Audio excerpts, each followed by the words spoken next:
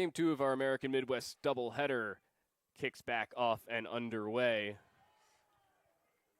And a first player aboard here for Williams Baptist to kick off the top of the first inning. Mink fouled off a couple pitches and then slapped one into right field.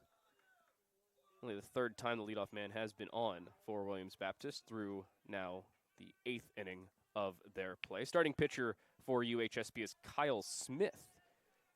He's gotten the ball a lot in Game 2 of series, especially in the second half of the conference season. Some small ball, they're trying to go to 2. They will indeed. Try to turn 2, they won't be able to. However, leadoff man gets aboard, and then he is put out due to a fielder's choice. Really good communication from UHSP. You could hear them yelling 2-2-2 just to communicate over to Smith. Hey, try and get the force out where you can. He does. Smith will be in his 7th start, his 11th appearance. He's 1-2 on the season, 21 strikeouts. He's 15 walks in that time. Almost the exact same lineup between games 1 and 2. If you were here for game 1, well, welcome back. If you weren't, it was a 6-2 win for UHSP. They did not even have to bat in the bottom of the 7th. Fairly similar offensive lineup. Gavin Mink, Luke Bullens. That's who the first and second batters were. This is Lawson Aaron batting 3rd instead of 4th. Nick Jones is batting 4th and catching. Skylar Morrison is back in the game and playing right. That one laced down the left field line will go foul. Jacob Watkins playing short and batting 6th. Connor Brinkley playing 1st and batting 7th. Alex Orman takes over the DH duties and will bat 8th. And Cody Jones is the center fielder and is back to batting 9th. We'll go over defensive lineups in just a second. Here with 1 out. An 0-2 count on to Lawson Aaron. Pickoff attempted. He's unsuccessful. In the outfield here for UHSP, Matthew McDonald, Holden Campbell, and Jacob Grimm left to right. From the infield, left to right, Caden Buxton at 3rd, Jordan Gonzalez at short, Brandon Gibbs at 2nd, Declan Riggs over at 1st. Michael Morales is the new catcher. His previous counterpart is now the DH for UHSP, and his battery mate is Kyle Smith, at the aforementioned starting pitcher here for the Eutectics. Morales, one of the guys honored before game 1. 1-2 count, runner does not go. String pulled, but not far enough there for Smith. Ball 2.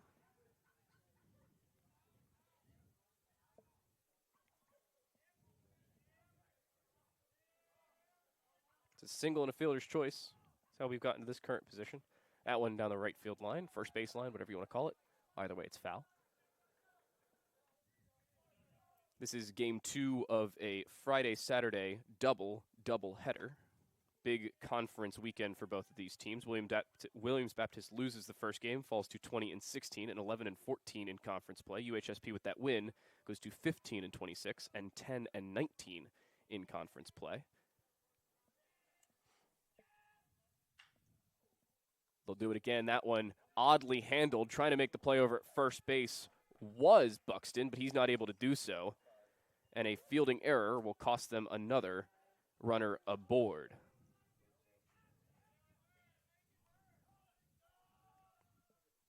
See if Williams Baptist can do anything with it. A couple errors made by the Eutectics in the first game led to an unearned run, but Lohman only gave up 2 total runs. Yeah. Swinging strike for strike number 1 of the at-bat. This is Nick Jones, the catcher, in now both games for Williams Baptist, a senior in his own right. He's batting .306 in 34 games played. 128 plate appearances, 108 at-bats. He's got 33 hits in that time, including 4 home runs, 25 RBIs, a couple stolen bases, and 10 runs scored. Doing it all from the catching position or from the batting position.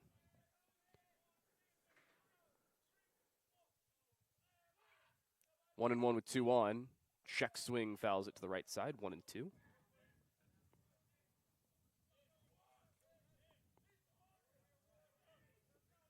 Important guy for Smith to get here. And if he can get the strikeout with having him with 2 strikes. Absolutely. He'd very much like to face Morrison without the bases loaded and or without a run scored.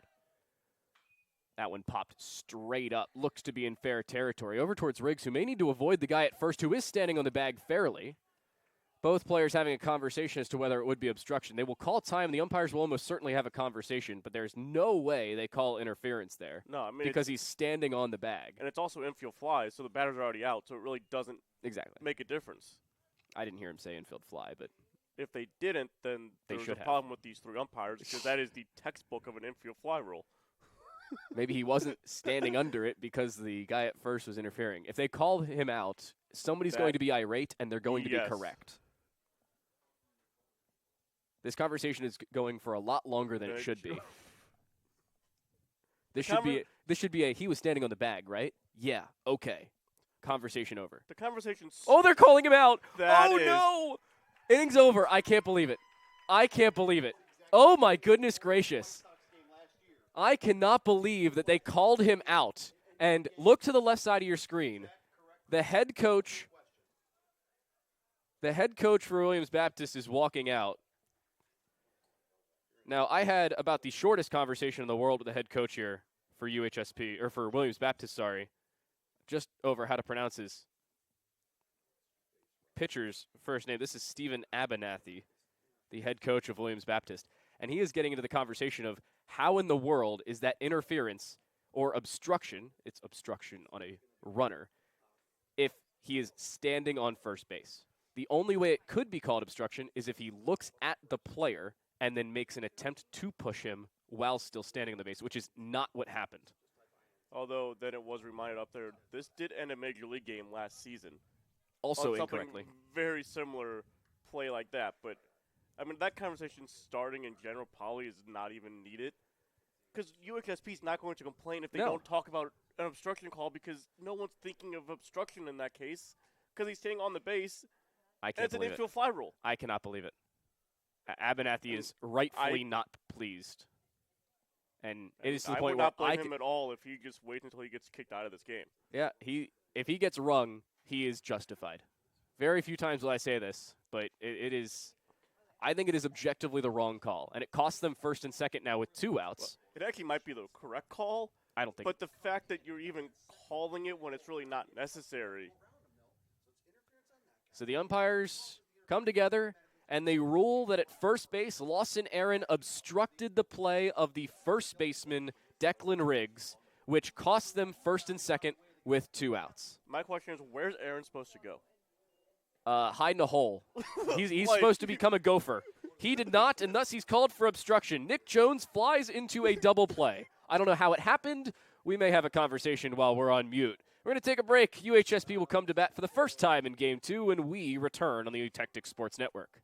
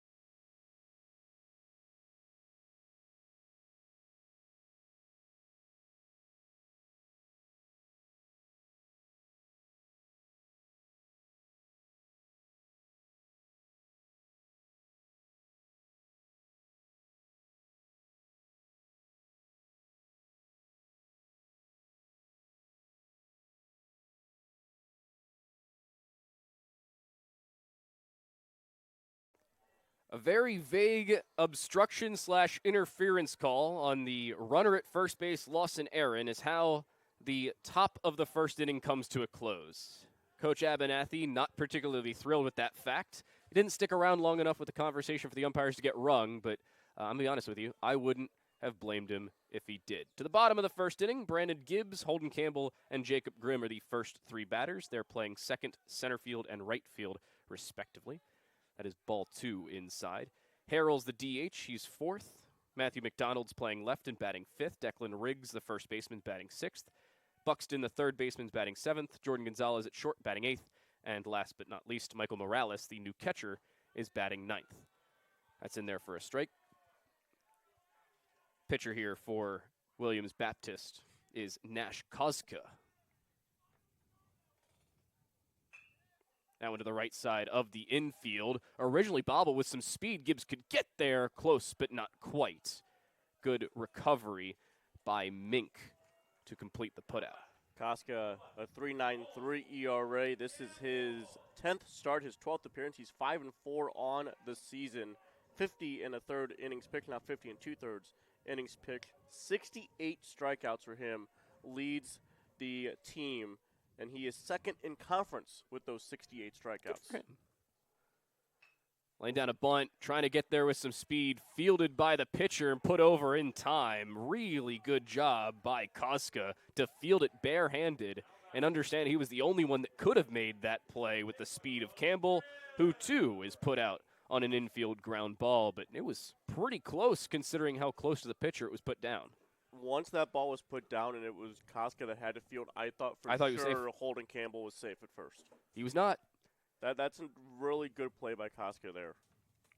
Talk about fielding your own position. We've seen some very fruitful PFP thus far today. First pitch strike on the outside half of the plate. This is Jacob Grimm, the right fielder for UHSP. He has gotten a start in both of these games, and most of the games that I've seen him here for UHSP. That one, breaking ball doesn't catch the plate, but it was inside. Seemed like the Nick Jones was not particularly thrilled with that fact, but Koska was like, yeah, it was inside, whatever. 1-1, swung on and missed. Nice pitch from Koska. Pulls a slider out. Grimm just wasn't expecting it. Koska's making short work of UHSP here in the bottom of the first inning.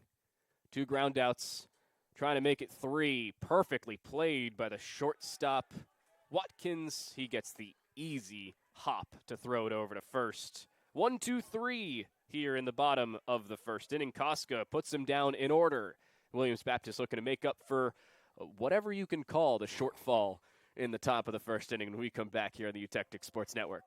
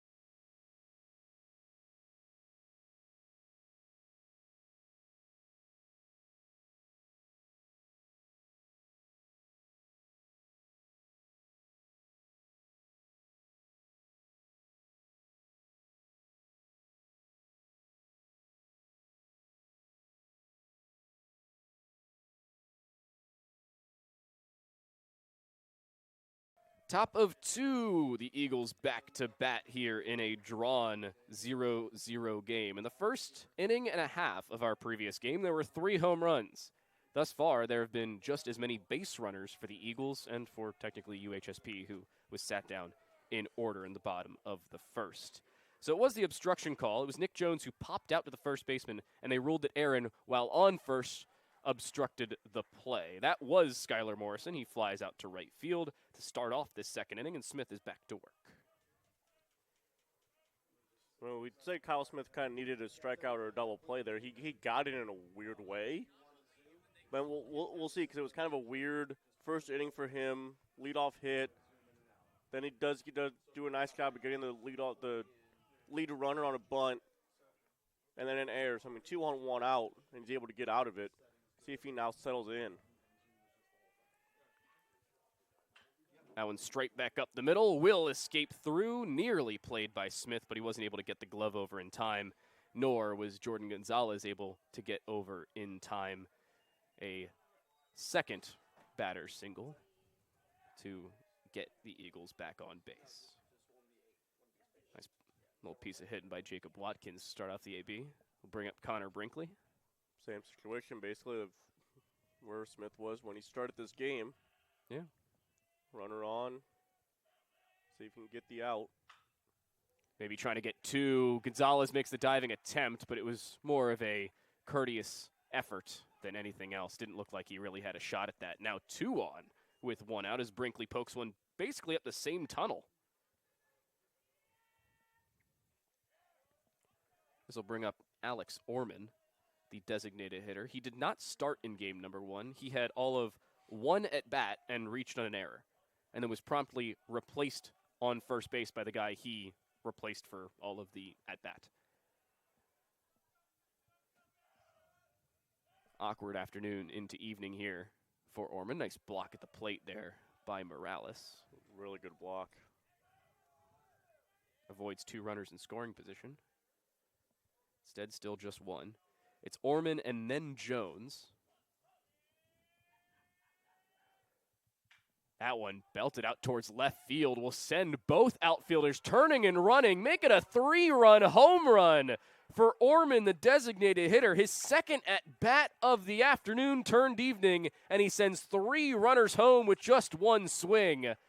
Williams Baptist with their first lead of this 2-day quadruple header, and the Eagles are on top. Ball left up. Orman did not miss it.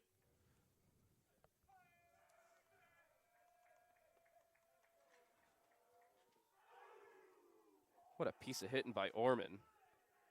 Looks like his second home run, now up to 7 RBIs. You will take a 3-run home run every day of the week.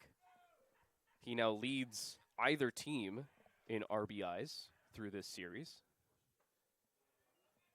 Cody Jones looked like he was stepping out to try and swing at that one. 1-1 on the center fielder. Bases are now empty after the 3-run home run by his predecessor. Strike 2 swinging as well. What a piece of hitting by Orman, though. Jones down 1-2. Smith trying to bring something back. Fouled back to the screen.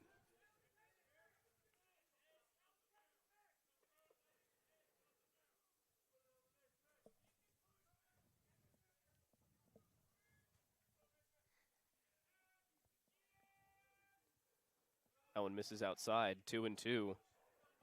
Smith rattled by the home run and now by the foul ball of Jones, who was pretty on top of that previous pitch that he swung at. Now when he pops up just inside foul ground, throwing the mask and making the catch is Morales for the out. Not an easy play for him. The ball's going to be spinning back towards the field of play. And catchers, if you can, you want to turn your back to the field on that one to help with the spin. But Morales had no chance to get out there quick enough to do that. And Buxton too deep to get in there in time. So a very nice play made by the senior Morales. Back to the leadoff hitter, Gavin Mink. You know, I never really enjoyed, I never liked turning my body to the backstop. Because it would always, the backspin of the ball would always make me run forward, and I always felt more comfortable backing up to the ball rather than moving forward to the ball. Always up to preference. Some people prefer to do it different ways. Either way, Morales makes the proper way over. Strike 1 on the 4th pitch of the at-bat. was 3-0 to start it against Gavin Mink. Mink singled to start off the game. He's trying to make it 2. He does indeed. That one escapes through the infield. Another base hit there for Mink. He's 2 for 2 on the second game of our day. He was the victim of a fielder's choice back in the first inning. That's how he got out on the base paths. Albeit it was an attempted sac bunt by Bullens. Unsuccessful, but attempted. Speaking of Bullens, he's now up to bat with 2 outs. That one misses high. Bullens had that attempted bunted fielder's choice, and back in the first game he was batting 7th. Struck out, doubled and scored, and struck out again. That one put straight back to the screen. He had the right timing. It's the wrong tunnel.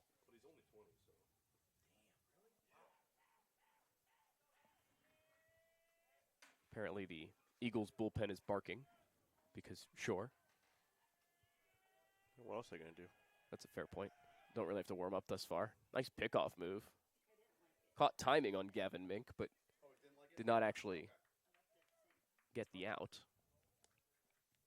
1-1 still on Bullens. 2 outs, 3 runners home in the inning, courtesy of the Orman home run. Pickoff again. Wrong side of the body for the first baseman, Riggs. He doesn't even attempt to put the tag on.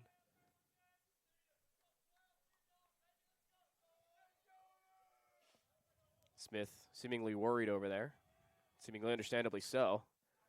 That one drilled foul. Good speed by Buxton to get over there. Unfortunately, it's not in fair territory, so it doesn't really matter.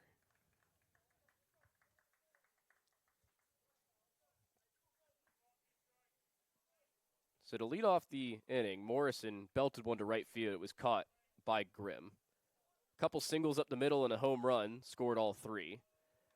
Jones popped out to the catcher Morales, and it was the single for Mink to the left side. That's how he was stranded on base. Strikeout swinging for Bullens, the only one of the day thus far for Kyle Smith, but he does escape the second inning and escape the runner on base, but not without damage done. Alex Orman, in only his second at-bat of the day, puts a 3-run blast over the left center field wall and over the signs rather than to either side of them, and it's 3-0 Williams Baptist. Eutectics trying to tie it up when we return on the Eutectic Sports Network.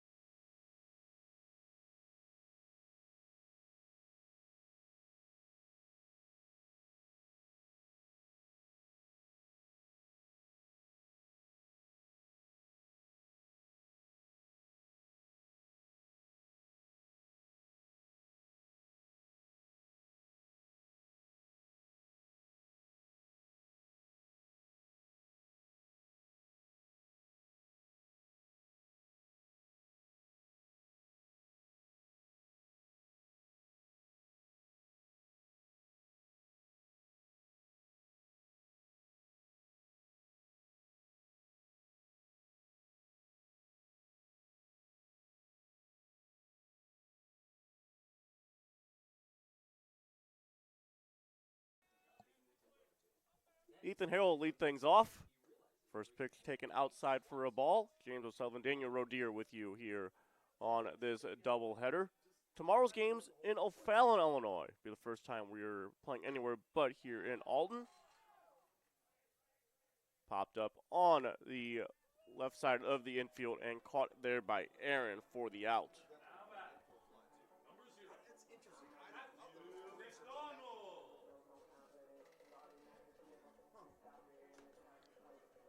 And we'll bring in Matthew McDonald.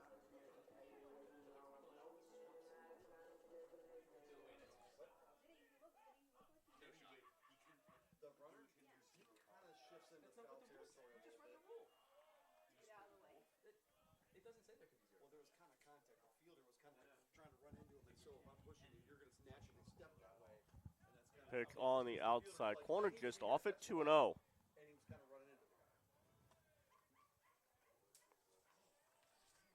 Just to tell you how convoluted that first inning obstruction call was, we are still having the conversation. Oh, we're going to be An inning and debating a half. this even Next week, 2 weeks from next now, year. we'll get into the AMC playoffs, and there will continue to be conversations about it. The last home series, so next time I see Greg here, we'll be talking about it probably.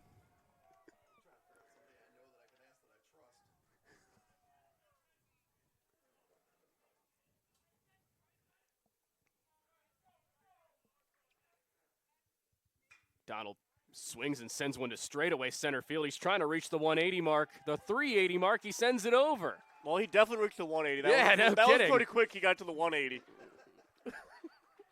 No patience required on that one. Matthew McDonald matches the home run tally, but still has a bit to try and reach the total run tally. Belted that one straightaway center field. McDonald will make it 3-1.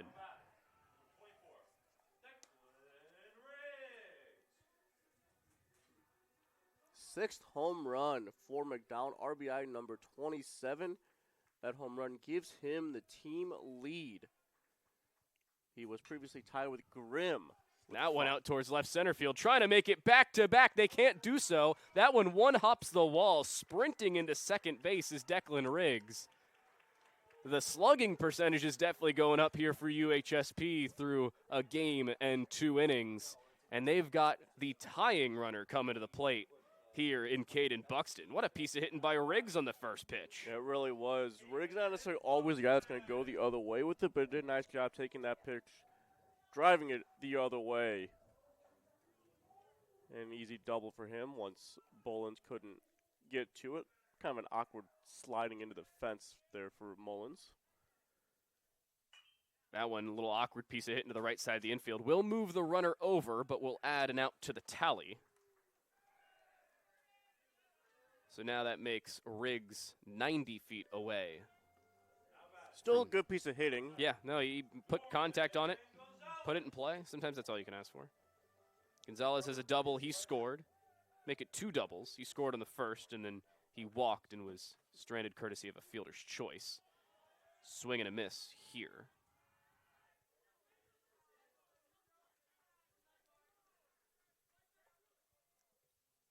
Here's a good piece of hitting. Opposite side. Move the runner over. Almost everything you can ask for. Also in the dirt.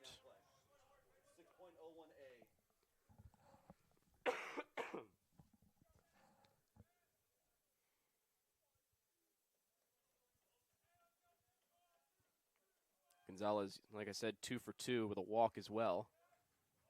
The run scored, he's trying to add to his own slugging percentage. That one missed just inside.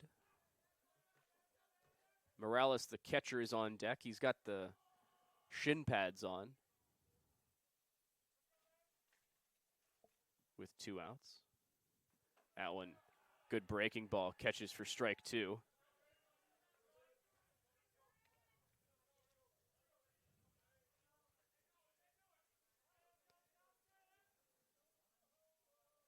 Gonzalez would love to at least put something in play, give himself a chance to get over there. He's got the speed to do it. Doesn't have the contact.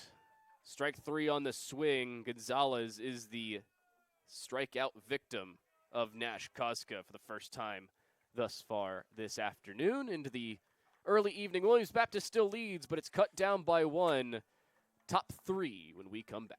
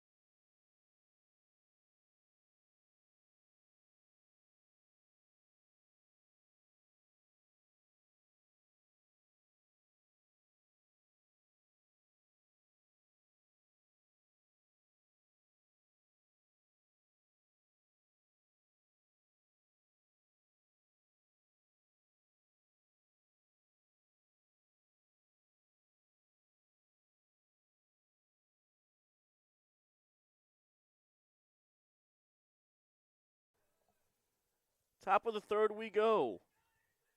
It is Aaron, Jones, and Morrison. Not to bring it up again, but Lawson Aaron. Oh, was we're one going to be bringing it up again. Don't worry, people. Yep, this is still an ongoing conversation between innings as well, much less while the broadcast is going.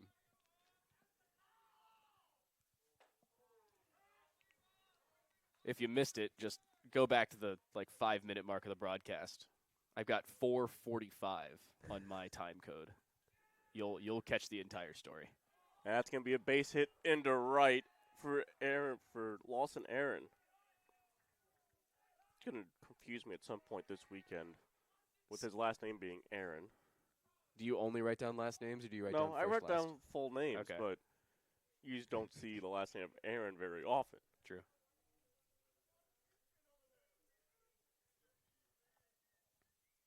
It's the 6th hit for Williams Baptist in this game. They had 4 in the second. That breaking ball hit out there to shallow left. McDowell did not see it all. Racing in. It's a fair ball, and it goes all the way over towards the fence. Aaron into third standing up, and into second is Jones.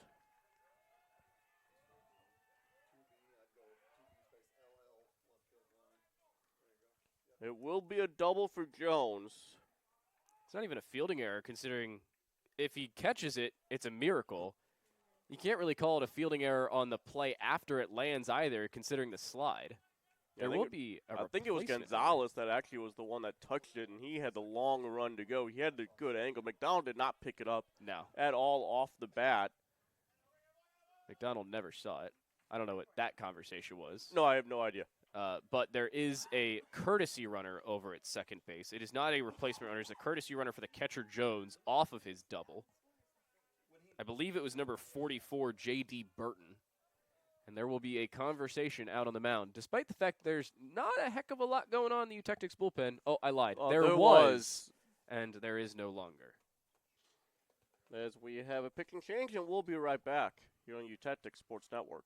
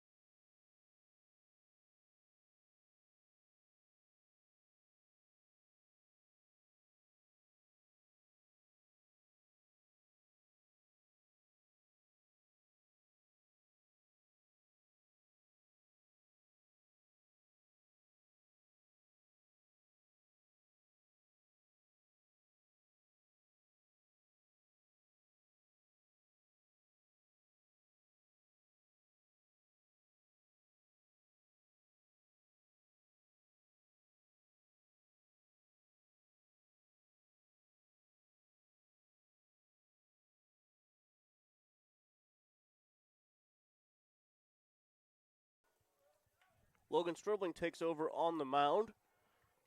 His first batter faced. And it's a curveball, a beautiful one, to Skylar Morrison. He went 5 1/3 last weekend out of the bullpen in the 10-inning game against William Woods. And really saved them. And in 5 1/3, he only gave up 6 hits, 3 runs. Only one of those 3 were earned. Now, I think those might have been 2 unearned came in the 10th inning. And he got an unfortunate loss in that game because he pitched well enough to win that game. There's another good pitch called a strike, 1-2. He had 4 walks and 3 strikeouts in that endeavor. And when you're throwing 4+ innings of 1-run ball out of the bullpen, you're deserving some better fortunes than really what he got. Oh yeah. At the end of that outing. So he takes over with 2 runners on, both of whom, should they score, will be attributed to Kyle Smith, who, for most of his statistical day, gives up 7 hits, 3 earned runs, could be up to 5. But whether it is or not is entirely dependent on whether the 2 runners you see on the base paths now score. I mean, no walks. He did have the 1 strikeout. Yeah. Just the hits were a problem there with that 2+ innings of work. Breaking ball did not break. It's a good setup pitch, though, especially on 1-2. You go 2-2 fastball in, maybe even change up in. Try and drop it if you can. Stribling's got a lot of things he could do with this, although setting up outside, I don't know about this for Morales. There's a swing and a miss for the strikeout, a big one there. Happy to be wrong. For Stribling. Makes Morrison 0 for 2, the fly out to right and a strikeout in consecutive innings. And we'll bring up Jacob Watkins with a single and a run scored. He had one of those 2 back-to-back singles up the middle. Pitch was missed outside to Watkins.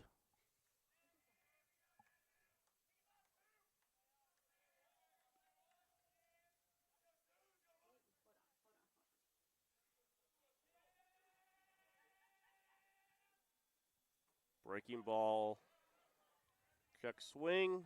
Did not swing. 2-0. I'm going to be honest, even if he did swing, there's no way the umpire between first and second is even in position to make that call. Arguably, I trust the home plate umpire as to whether he swung more than I do the guy standing 15 feet off of second base. You know, I've asked some friends who umpire, but, I mean, their umpiring is Little League, not at this level. Yeah. He said it's not really as hard of an angle as you think it is from standing out there. I don't know if I necessarily believe him. Because I've always thought the same way you said. Like, there's no way he can see if he caught. It's not that he can't see it. It's that he's not arguably in the best position. He's in almost the exact same position as the home plate umpire. Popped up. Riggs into foul territory. No base runner to worry about this time. He makes the play for the out. I was waiting for you to say it. Because you were going to if it was your inning. I was absolutely even if you didn't say it, I was going to be like, oh, there may have been runner's interference there. I'm not sure. Oh, I wasn't going to go there when there's nothing for anyone over there. I don't know. I saw a couple air particles get in his way. I'm sorry. I'm not sorry. This is going to be a running joke all game. I would say we apologize in advance, but I don't think we do. Wow. Maybe you don't. At least I don't. It's a called swinging strike, I should say, to Brinkley. Although the fact that this conversation has stretched as long as it has leads to the fact that it It's may have been more of a partially on difficult. you. Yeah, it is. 100%. But Scores the bunt, bunts it What? foul. He's gonna get him out. He's out of the batter's box. And he's out of the oh batter's my box. goodness. As he made contact with the ball, he's got an argument here. At least he said one quick word. And yet again, the head coach of Williams Baptist, Stephen Abernathy, out there for a conversation with our umpire. But he is out, and that is exactly what UHSP needed. No runs, 2 hits, 2 left on base. And that quick conversation is over. We head to the bottom of the 3rd.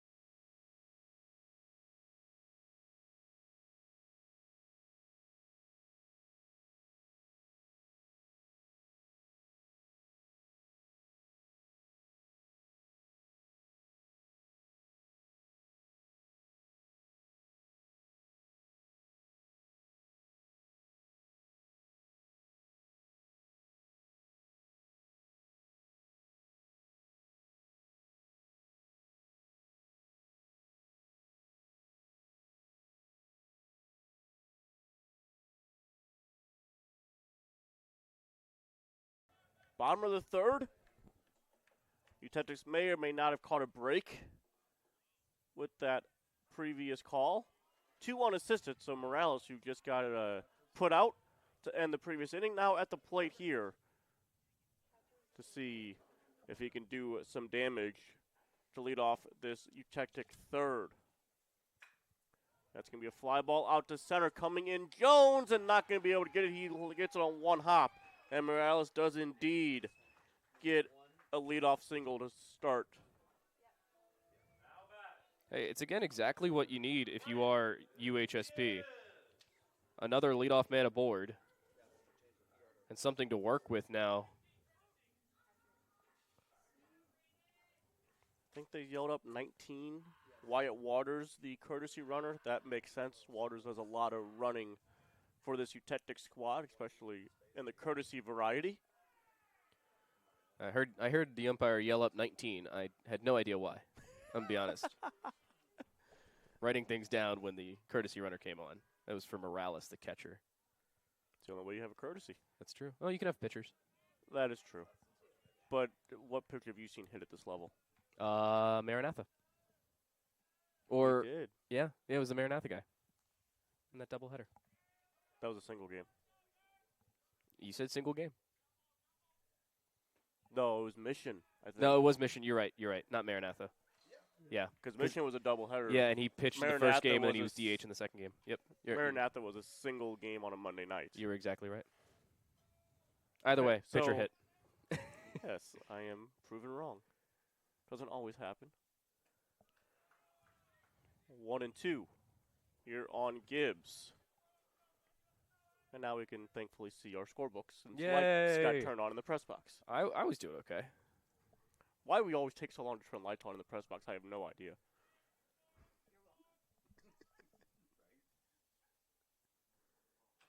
I do want to Gibbs. say, ironically enough, the person who turned on the lights was also using a laptop. Not writing I things don't down. know what that has to do with anything. We got a laptop next to us too. Well, yeah, no, they're typing into a laptop. They're not writing things down. Well, you still got to see the letters on the laptop. I don't know why we're talking about this That's- so that's a long. good point. I don't know. Gibbs fought that one off. That was in on his hands and fouled it over the Utectic dugout on the first base side. He grounded out to second his last time up.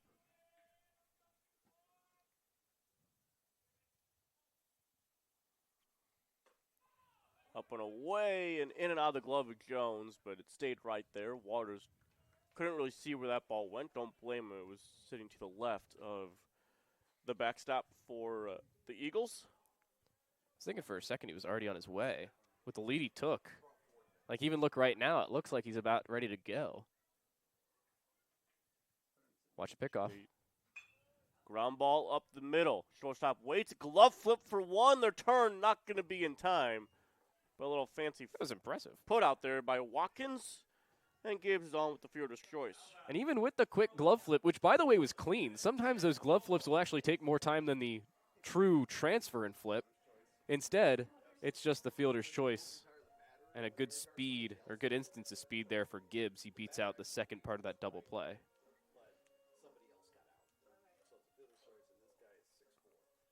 Holding Campbell now at the plate. He was out on a bunt attempt in the first inning.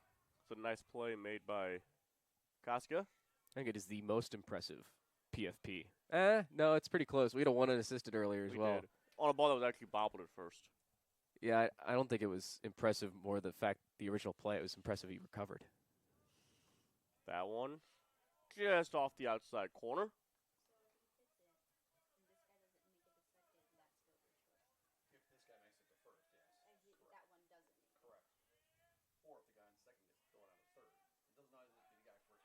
Oh, that was close. That was very quick feet by Nash Koska.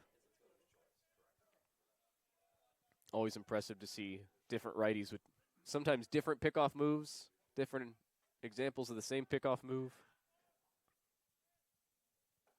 Breaking ball, good pitch there. 1-1.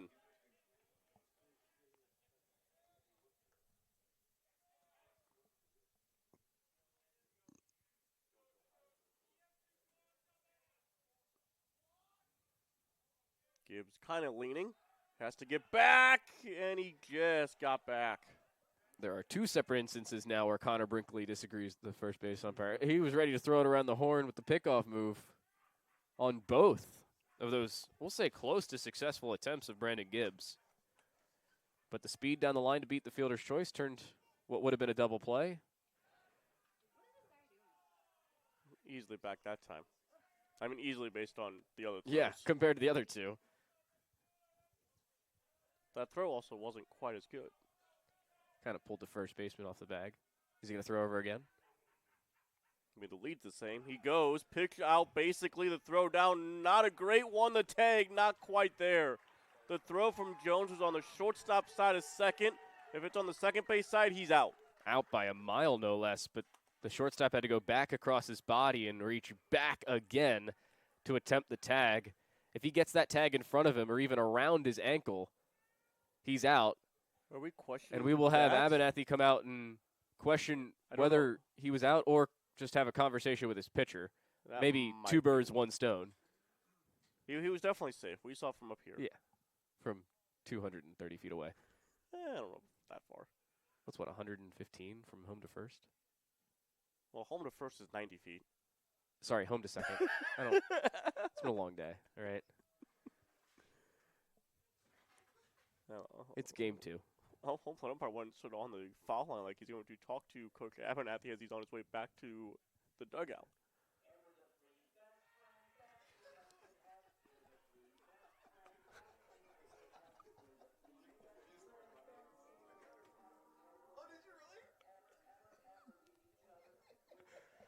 I'm going to turn the camera for this. You may not be able to hear the song, but if you look You over, missed it. Yeah. if you look over in the dugout, there are a couple Williams Baptist players dancing to the song played by our DJs to our left. Usually it's the Jeopardy theme music that is ever so famously 30 seconds. Instead it's, I don't even know what song that is. Something, something, Three Best Friends. From The Hangover. I've seen the movie, don't remember the song. I don't know if we can do games together anymore after like.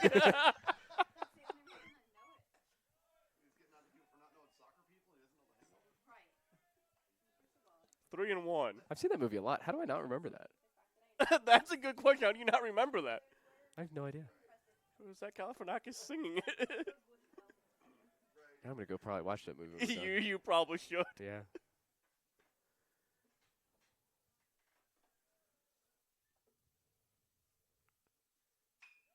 In the air, out to center. Jones will come make the play. Gibbs will not make the play. And a Wow. great one-hop throw by Jones into third. A fly ball out to center for out number 2. Nice catch out in center, but arguably a better throw and good preparation by Cody Jones, who heard from the team. They were all yelling tag, telling him that Gibbs was ready to go. It looked like it was going a lot deeper than it actually did, or it sounded like it was going a lot deeper than it actually did. But Jones got mostly behind it, and that's why Gibbs held up where he was. And great communication by all his teammates telling just yelling him and that. just yelling tag. There's this called strike inside part of the plate. Usually the conversation in the infield is everybody's yelling tag if he's going, or no tag or nothing if they don't.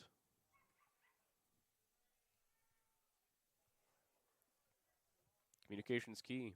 Williams Baptist shows why.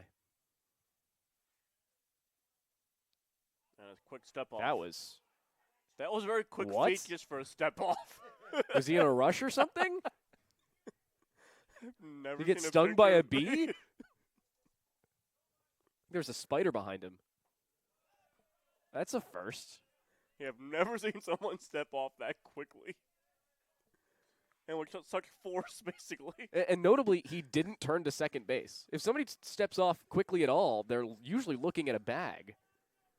Or at least an occupied bag. He did so like he saw a spider behind him, and then stepped right back on the rubber. That's a new one. Good pick up and in on Grimm to get him swinging. 1-2. Grimm grounded out to short his last time up. Similarly with 2 outs. That ended the first inning.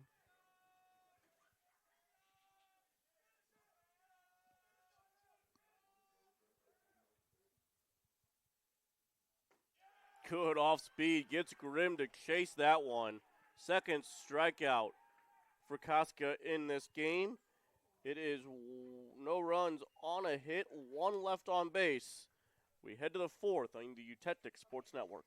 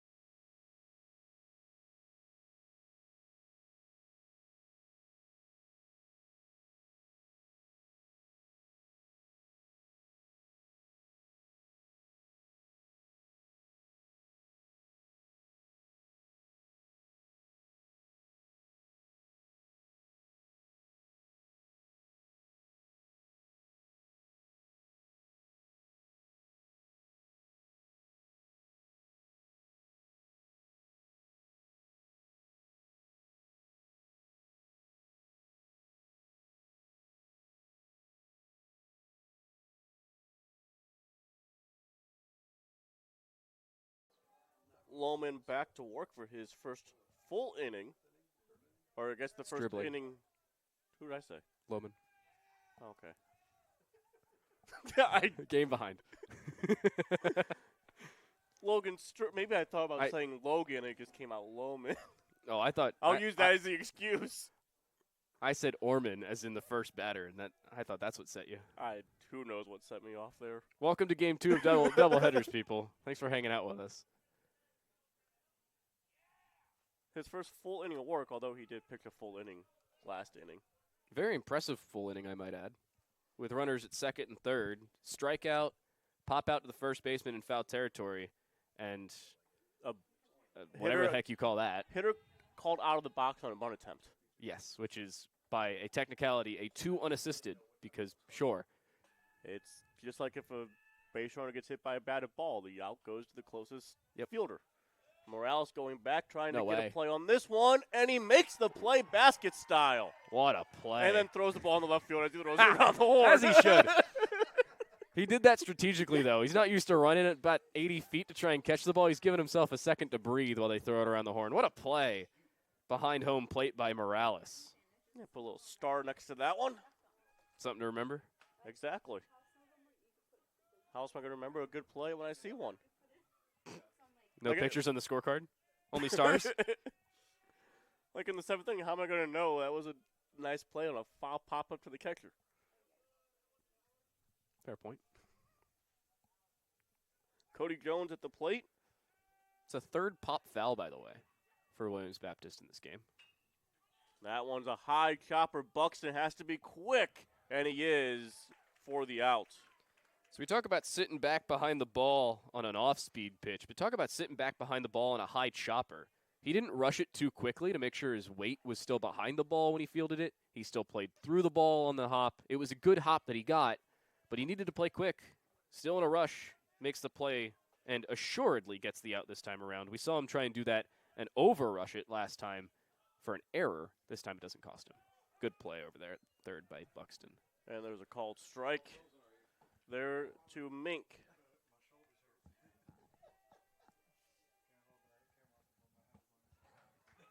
And a call strike nasty. 2. That's a nasty second pitch, by the way.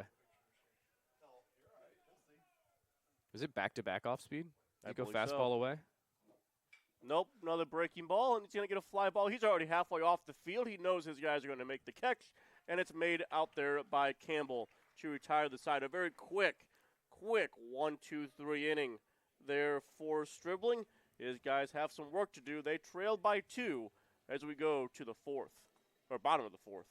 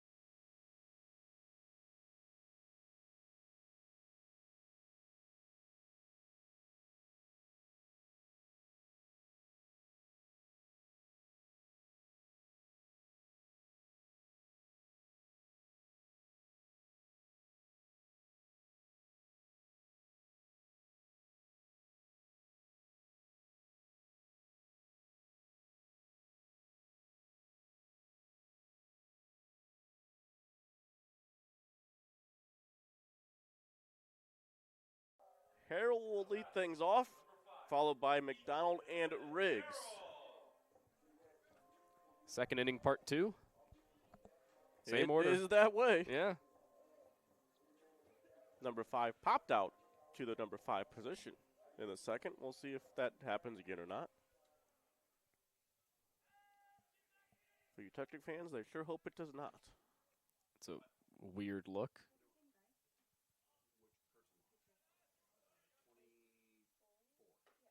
Koska throws a first pitch strike. I mean, was he like looking to see and make sure Brinkley was in position? I'm not sure what he was looking at, but it looked like he came set and then he looked over. There's a ground ball from the knee, long throw. What a Wow. play made there by Watkins. He went down to a knee to backhand it. Quickly Fields gets up and throws a strike over to first to get a pretty good runner in Harrell. And that entire play is based off of timing as well. The slide is timed well to finish when he fields the ball, so he stands up while transitioning from glove to hand, and he can move his weight from his back foot through his front foot and through the ball as he's releasing the ball. That entire defensive play is as textbook as you can get deep in the shortstop hole. What a play by Watkins.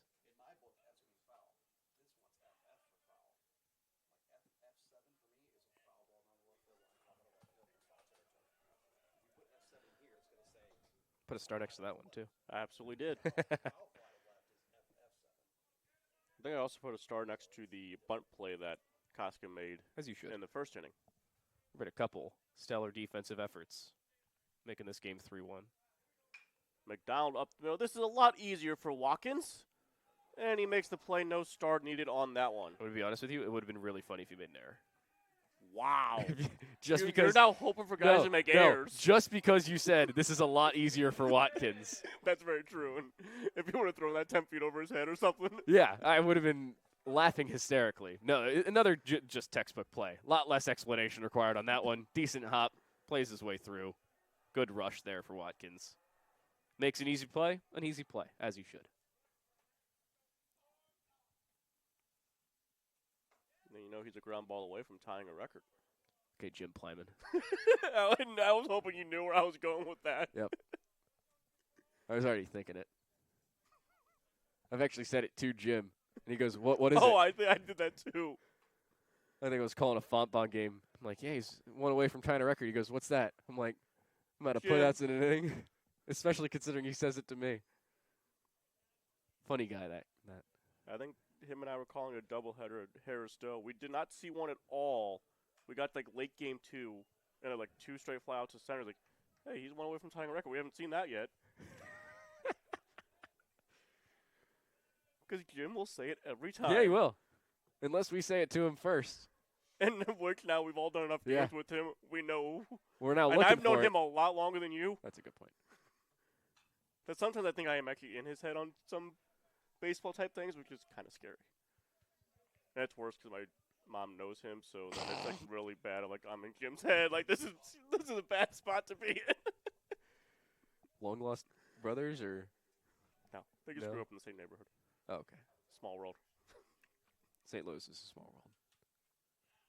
Riggs right back up the middle. Koski had a duck out of the way of that one. And Riggs has himself his second hit.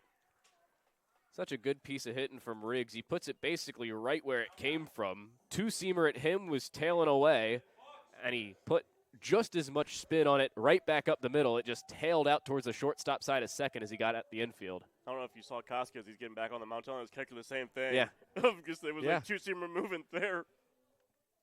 That's called going with the pitch, ladies and gentlemen. That's more going to the left when he goes with the pitch, but he was right on that one, taking it right back up the middle. That's where you hit it where it came from. Same thing. Close enough. Not really. He's on base. That's what matters. That is what matters the most. And now it's Buxton. Swings through that one. Buxton grounded out to second his last time up. It was actually with Riggs on second base. It moved him over to third. Jones, another nice play made.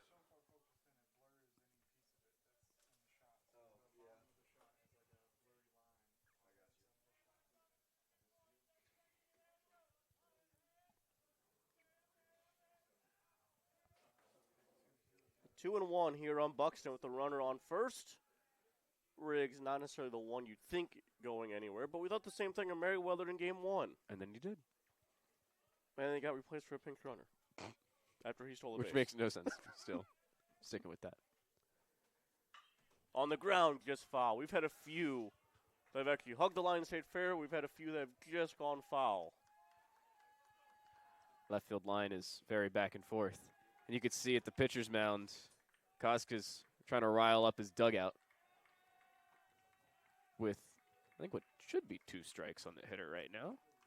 Oh, yeah, because it's swing and a miss and then that, and now another foul ball. Now it's definitely 2 strikes. Assuming our PA announcer realizes there's 2 strikes. There we go. You guys can't. You guys can't see the scoreboard. Yeah, there's. You guys can't see the scoreboard in the outfield anyway. The 2-2 to Buxton. Another one low and away, 3-2. That it looks like he hurt something. He did spin off the mound a little awkwardly there. Overextending his left leg. Count fills up at 3-2. Scoreboard has it, and the umpire still stepped out to make sure everyone's aware. Especially after the pitcher walked off the mound. I thought he was going into a strikeout walk for a second. I'm like, did you not see the pitch? Wow. Runner should be going here. There he goes. And the pitch is driven out to center. Jones back a few steps underneath it now. And he makes the play to retire the side. No runs on a hit. 1 left. We go to the 5th. It's 3-1 Eagles.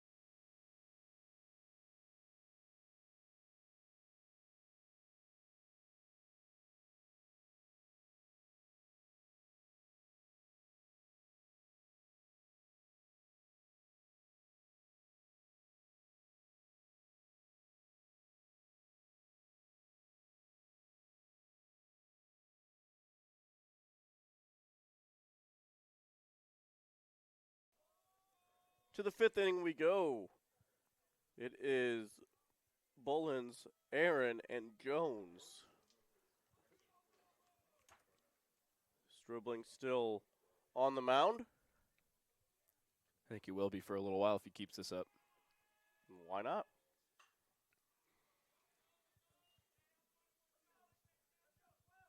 Probably not going to use him tomorrow anyway, and especially now with him being in his 3rd inning, definitely not going to be using him. Although he's only at now 15 pitches. Really? 2 full innings of work? Good for him. I mean, if you keep him under 30, you can use him again tomorrow. Although he struck him out and just let him finish this game, and you save your arms for tomorrow in case you need him. Oh, hey, at this rate. Although we hope you don't need him, especially with Game 3 starter sitting next to us. That's a good point. As he smiles over this way. Yeah. I haven't seen him pitch yet. I'm always here for the first day. I'm always here for the first day of these doubleheaders. So he's always hanging out up here with us.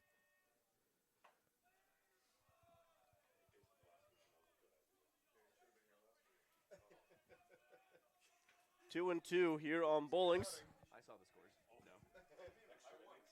No. Ground ball to Buxton. Up and over to first for the out.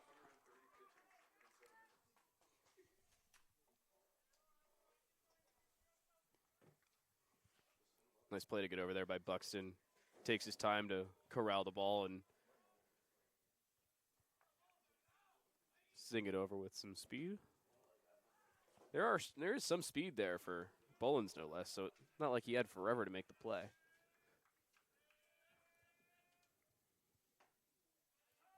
And there's a called strike to Larson Aaron. He reached on an error and then singled. He was also the runner on first that was called out for the obstruction. I was wondering if you were going to say it. I don't think I was going to, I'll be honest with you. That'd be a first. No, yeah, I know. I was going to let it go. You haven't let it go since it happened. I know. It was going to be a first for me. That one's chopped, and it will be foul.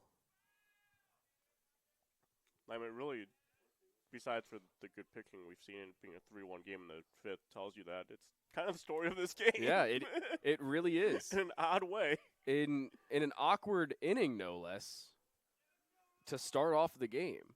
Apart from that 3-run home run, that is most of the offensive notability for the Eagles.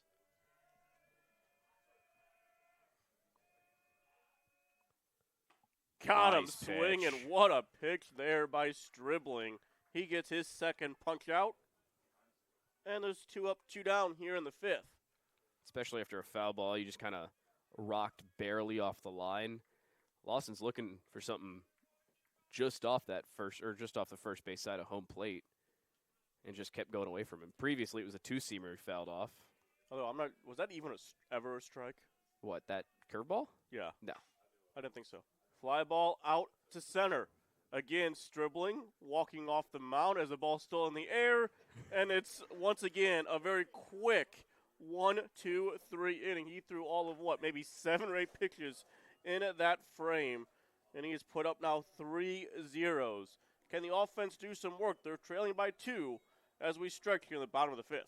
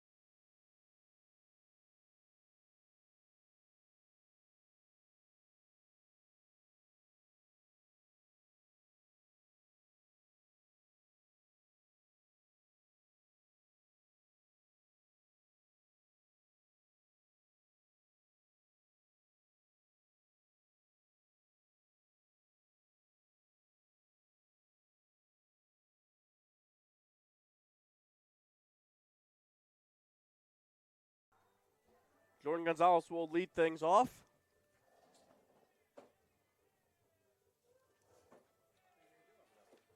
Kuska still at work out on the mound. Gonzalez was on base 3 times in game 1, 2 hits and a walk. His only time up in this game was a strikeout, but now he just had a pitch thrown behind him to begin the 5th inning. I think it was just a curveball he never got all the way through. The old Kevin Gosman, it was a curveball reference. Yeah, I don't know where you're going with that. I think he hit Dustin Pedroia. Well, so we're in a going game. old school. Yeah, in a game with the Red Sox. He hit him with a curveball. Umpire tosses him. He goes, but it was a curveball. Doesn't matter. They that thought it was was a fastball and it's foul. They thought it was intentional.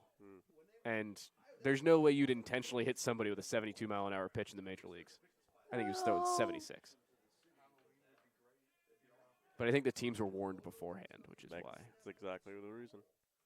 That one bounces in. Nice pick.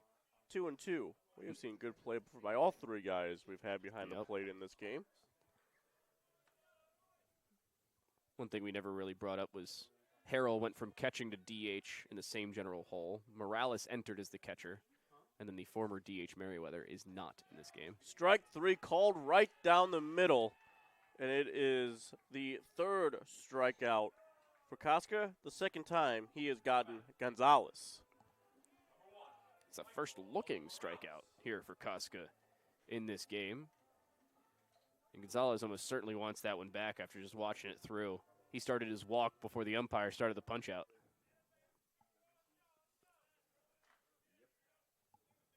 Brings in Morales. That breaking ball stays high. 1-0. Morales singled back in the 3rd, and then was the party to the Gibbs fielder's choice.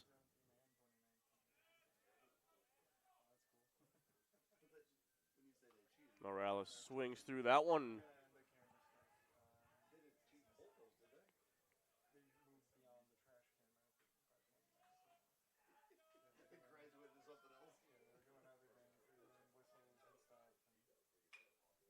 That one will be fouled away. Morales, a senior we were talking about. Only 13 games played thus far this season, batting a shade under 100. He's got a home run and 2 RBIs. Now, granted, those numbers are on very limited plate appearances and at-bats. 39 plate appearances, 32 listed at-bats. That one misses. 2-2. First time today that pitch has not been called a strike for either of our 2 home plate umpires. Koska was ready to start his own strikeout walk. Morales is 2 for 2. And just out of the outstretched arm of a Watkins. It's his 5th hit on the season, with 2 of them coming in this game. He has reached just above 100 now on the BA. Wyatt Waters, I should say, running again at first, as we saw him do earlier.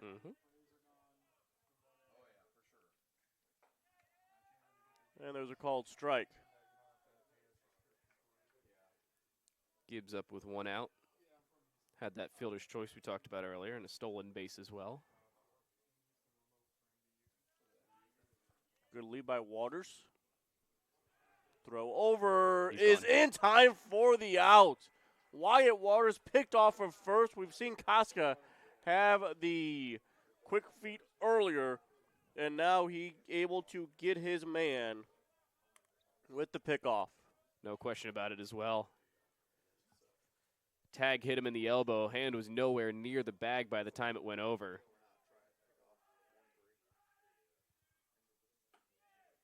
That one misses outside. Gibbs back in game 1.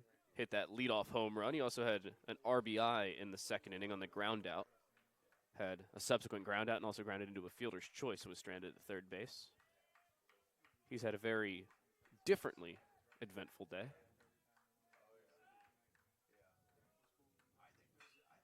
And that one's hit well into right center, but they were playing him perfectly and Jones makes the play for the out.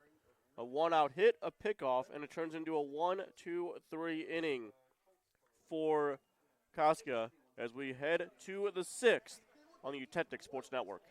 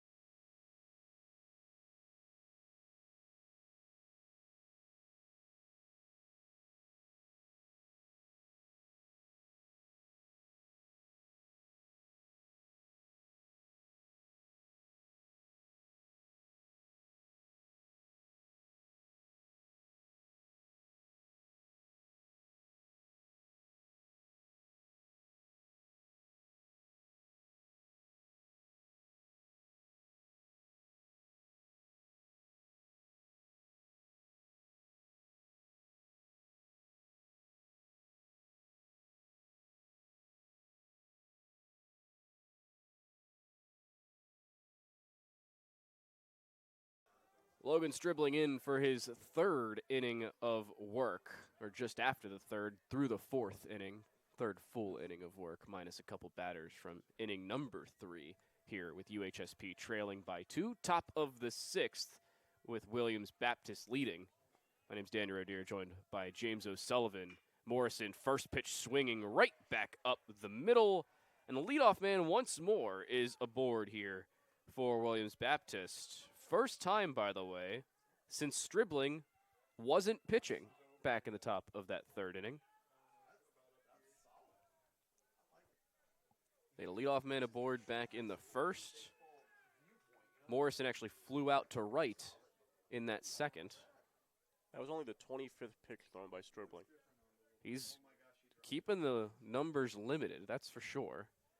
There is, I don't know if it's a courtesy runner or a technical replacement for now. Well, it cannot be a courtesy because it's not the catcher. Well, So it'd actually be a pinch runner. squaring to bunt originally, trying to throw behind the runner. He's got a chance to beat him. Throw just off the mark. Really good pick by Michael Morales to get it over there in time. Is that possibly Kennedy? I think Who so. we saw in game 1 run? I did not see a number running out there because I looked too late, and he turned around. It looks like it's a 7 on his back. I can't tell if it's the 4 in front of it. That one misses. It is. Throw Kennedy. down. Looks to be in time, but not fielded properly by the shortstop Gonzalez. And it's a stolen base for whoever Kennedy. took over It is at Kennedy. first. It is indeed Caden Kennedy. And a runner in scoring position off the stolen base here for Williams Baptist. Exactly what they need, trailing or leading by 2. They're looking to add an insurance run to it. Yeah, that throw just did not quite get there. Gonzalez tried to pick it and kind of quickly tag behind him. Couldn't quite get it there, and apparently Morales broke his mask. He has changed to the helmet and mask combo rather than The old school. Yeah, He's always been the hockey-style mask. I I wonder if love the something. I could not play with this type of mask when I was catching. I hated I wonder if that broke on that pickoff attempt or something. Probably a snap. Squaring to bunt in the air. Watch out at second base. Trying to get behind the runner. It looks like they got him. They did indeed. What a play over at first by Declan Riggs. He throws on to Gonzalez, who keeps his toe in the bag. Double play will send and clear the bases. And UHSP has a very easy way out of this now with Connor Brinkley coming up. Not great base running there by Kennedy after he just stole second. Bunt popped up, and he must have taken a few steps towards third. And Riggs able to make that play. He's only got to play on that because he's left-handed. If it's a Absolutely, right-handed yeah. first baseman, He has there's to turn his no body. play. Yeah. There's so many advantages of having a left-handed first baseman that you don't really necessarily think of until you get plays like that. Absolutely. This one towards the left side of the infield. Similar advantages of having a right-handed everything else in the infield. You can see Caden Buxton show just that. We've completed 5.5. UHSP still trail by 2. Score has not changed since the bottom of the second. Utectic's trying to change that when we come back here on the Utectic Sports Network.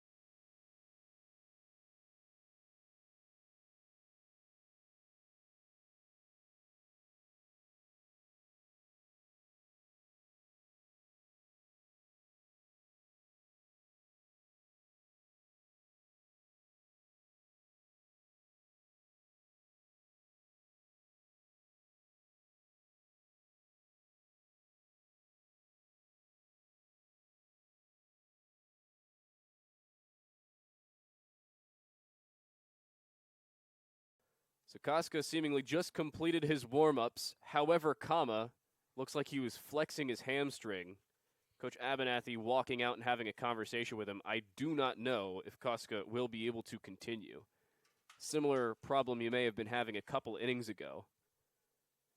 And he seems, I don't know, visibly frustrated, visibly hurt, maybe all of the above. Not sure if Koska will continue. He's given the gesture of I'm okay, at least okay enough to go. We'll see if that is the case after a pitch more or two.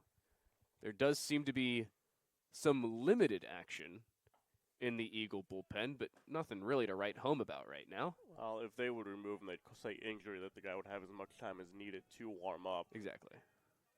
But yeah, he seems to be okay now. But definitely something we got to keep an eye on as this inning goes through. Especially considering it's not the first time we've seen it. Where he's flexing his leg a little after I think it was a full count pitch. It was ball 3. That would not have been a full count pitch. It was the pitch to make it a full count. First pitch swinging here, and with some speed goes Holden Campbell. That's into the right field corner. He's turning and thinking 3. He's headed that direction. The throw will not be in time by any means. He could have gone in standing up, but he slides into third safely by a mile. First pitch swinging for Campbell, and he takes full advantage. First triple for either team today. Yeah, not only could he have gone standing up, he could have actually rounded third and thought about going home. He could have rounded third as if it was a base hit into the outfield, and he was standing at first base. That's only his second triple, surprisingly. Especially considering his speed. That's impressive. That ball also got caught on the tarp, Yeah. not underneath the tarp. That I'm surprised Bullings did not after. Oh, by the way, Kennedy's in left. Bullings is in right now. We have but I didn't know if that really got caught underneath it. You could raise your hand saying the ball, was caught as out of play. I'm not sure even what the rule would be with that little tarp out there in right field. That what a one block. Can't see. What a block by Nick Jones. He jumped to cover the left-handed batter's box and make sure the ball stays in front of him. This is a Prospect League park, so that thing's got some speed if it gets to the backstop. However, with the brick backstop, if it hits in the right spot, it can get back to the circle around home plate very quickly. It's a risk to go if you're a runner on third base. Check swing, just foul. and smartly getting back to third base regardless of whether it was foul or not was Holden Campbell. This is Jacob Grimm. He's grounded out and struck out thus far in this game. Back in game number 1, when facing Parker Jeffries, struck out, singled, and flied out. He is 1 for 5. Corners in, middle infield back. Understandable. This is not the end-all, be-all run of the game, but if it goes to the corners, you can at least look the runner back, if not try and get the tag out at home. Yeah, honestly, depending on how hard Grimm hits it, middle infielders could think of coming home. Yeah. But with Campbell, with his speed, You never know. You might want to just take the out. 2-2 to Grimm. Swing and a miss. Strike 3. 4th of the game here for Koska. And it comes at a big time. The insurance out that UHSP was looking for. Real first out of the inning. That one's gone. Harrell now steps in.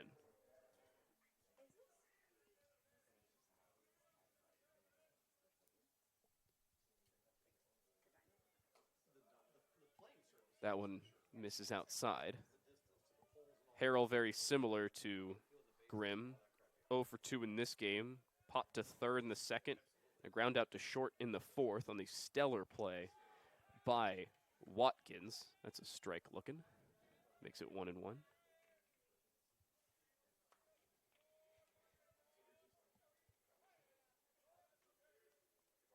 Back to the last game for Harrell when he was the catcher.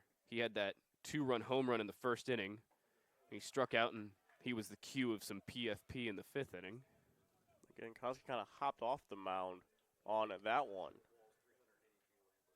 There's some real warm-ups now going in the Eagle bullpen. This may be it for Koska if it hurts him enough. Swing and a miss for Harrell. 2-2, gets under Jones. Seemed to be a foul ball given the reaction of the umpire, and it went off of Jones. So home plate umpire has the courtesy talk with Koska saying, hey, how's your day? What are the dinner plans? Hopefully your catcher's all right. Dinner plans would be whatever is probably in a box, in a cooler or something. Williams Baptist from Arkansas, staying overnight here between the two doubleheader days. Peanut butter and jelly sandwiches or something like that is. I've got a ham sandwich sitting in my cooler right now. That's on the to-do list. 2-2, swing and a miss again for Harrell. 5th strikeout now for Koska. And after the lead-off triple, it's 2 outs still with that same runner in scoring position, and UHSP is losing opportunities.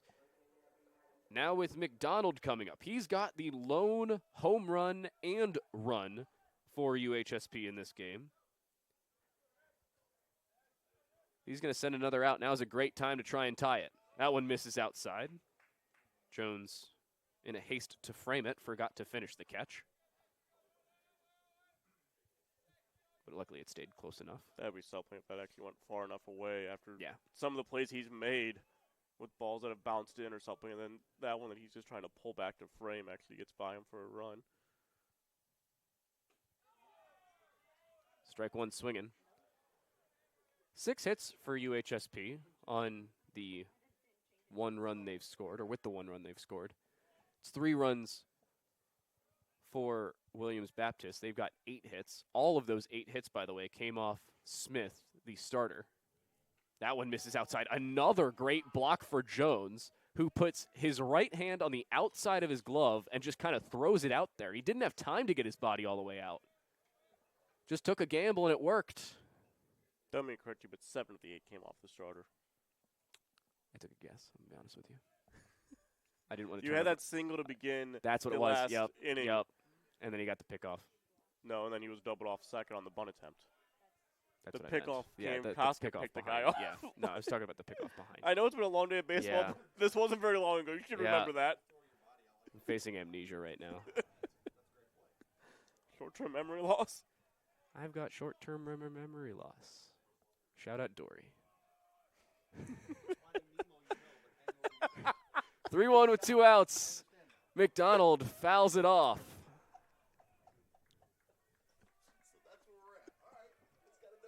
fills up the count, still with the runner on third. Holden Campbell had a first pitch swinging triple where he could have rounded third and tried to head home.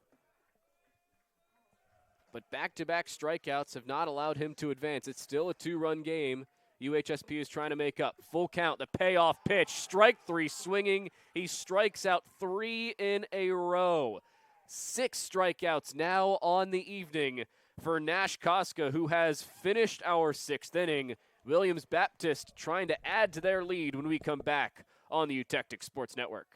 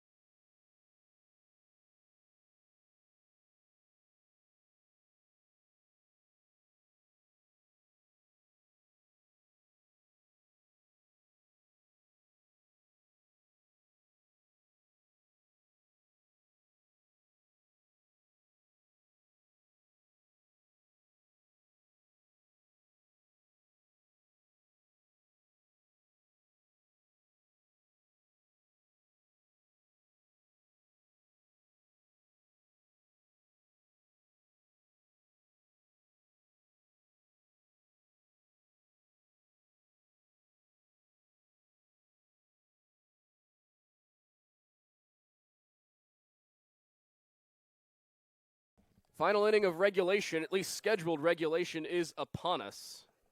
Due to the American Midwest Conference doubleheader schedule, all doubleheaders that are played are 7-inning baseball games unless they require extra innings. That's still Obviously. a possibility.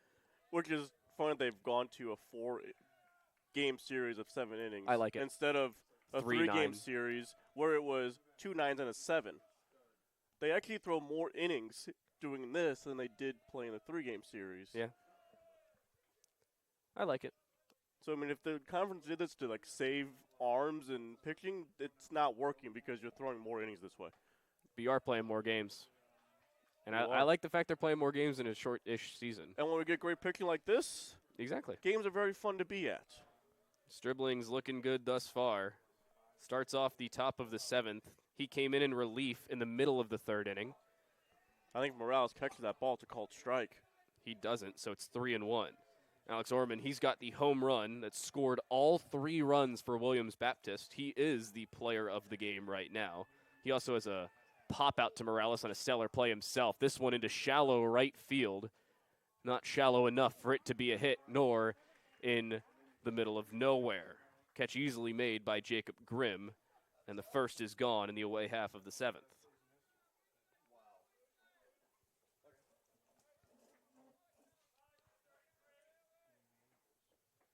I was about to say Cody Jones now comes into bat, but he doesn't.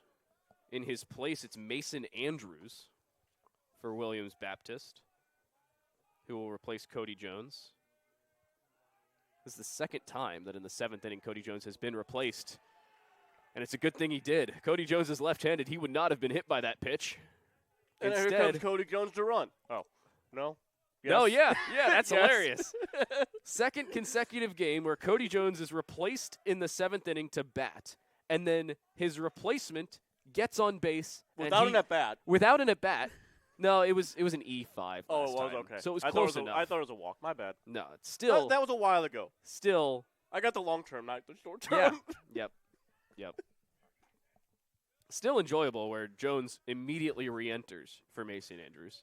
And the fact Instead of- the fact that I actually called that before he ran out there is Yeah. even better. He took a couple steps out of the dugout. I looked over. I'm like, yeah, you're right. So Cody Jones, by proxy, reaches first base for the second time in 2 games. By the way, that was the only time that his slot reached first base in both games. Jones himself is 0 for 4. That one straight back up the middle. Jones may have to get off and running, and he will. This one gets into the gap and sends the center fielder careening for the ball. Jones does not round third, at least not to try and go home. It's second and third with 1 out. A good piece of hitting by Gavin Mink puts 2 in scoring position and really gives Stribling his first challenge since he entered the game with second and third and nobody out. Third hit of the day for Mink, or the third hit of the game, I should say. For him, a great job by Campbell in center to go cut that ball off. If that ball gets by him, goes all the way to the wall, it's probably an RBI triple, but he cuts it off, holds it to a double, and now second and third, but it looks like Stribling's day might be done. There is action over in the UHSP bullpen. Doubled, I believe. 2 separate pitchers at least up. Although this seems to be more of a conversation than a direct removal. Not sure if it's a conversation just long enough to finish warming up over in the pen or what have you. Stribling only at 35 pitches. And he's completed 4 full innings of work. 4.1 technically after coming in relief in the third and finishing it himself. But he got all 3 outs there in the third. He did. So he's thrown 4 innings. Yes, 4.1. But he doesn't have an out yet. Oh, he does. Yes, he does. I'm even looking at this inning, and I still don't even see the out. That's right. Told there. you, we don't have very good short-term memory. I am looking at the 9 I wrote in the scorebook and did not even realize that there was an out. Abernathy was signaling there is a replacement. It looks like that is the case. Instead of Bullens batting, Bullens is 0 for 3 with a fielder's choice. Instead, it's ironically Terrell Burnett, the previous designated hitter from our previous game, or the designated hitter from our previous game, who was replaced by Orman in this one. It's 2 on with 1 out.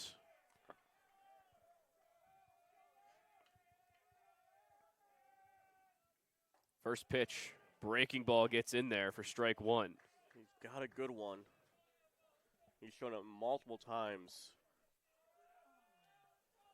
Exactly what you need, especially in this juncture of the game. Trying to make it back-to-back. This towards third base. It is kept in the infield, but with no throw, it loads the bases. Good news, sets up the force out. Bad news,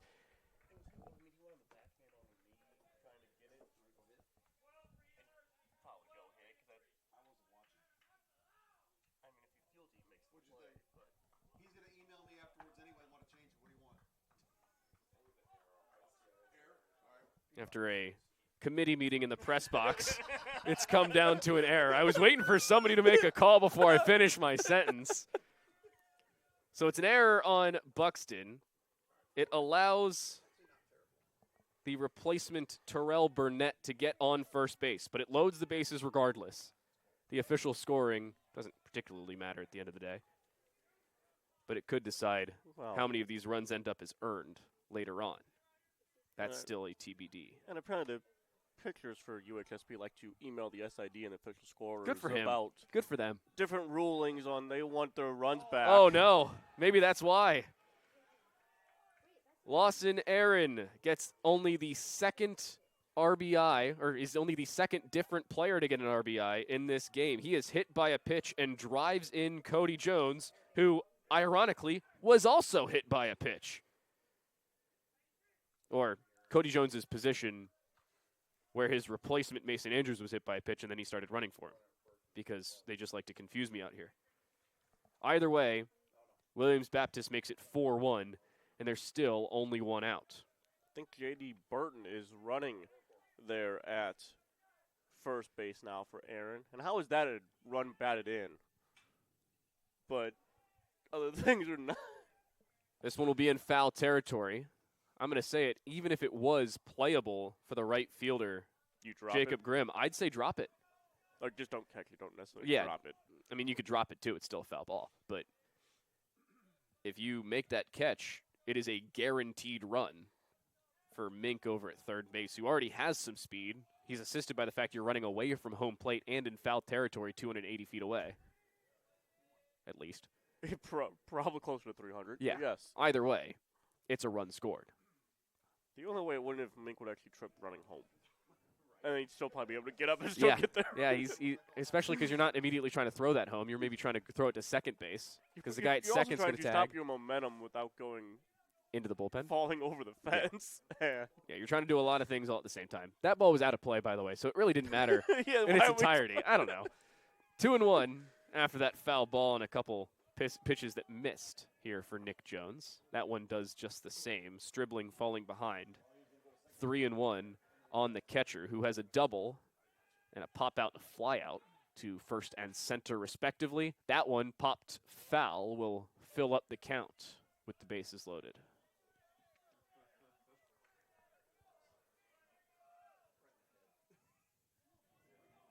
They're making things interesting, that's for sure. Bases loaded, payoff pitch, poked up the middle, looking to tag over at third. Catch made in center, throw coming home, attempted to be cut off. It hits the mound, now trying to make an attempt towards third base was the replacement for Bullens Burnett.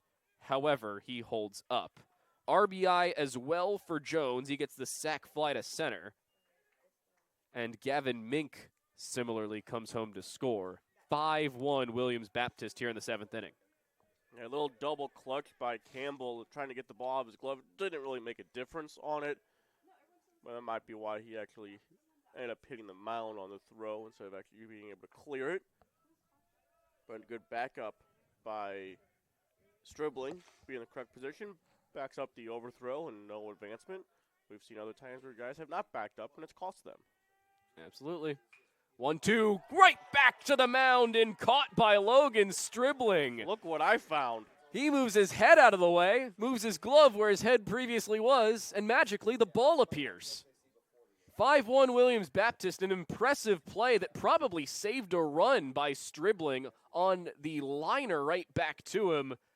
But it's not without damage done. Williams Baptist add 2 insurance runs. They double their lead in the 7th inning alone. To the bottom of the 7th, final attempt for UHSP to try and bring this one back. They need 4 to do so here on the Utectic Sports Network.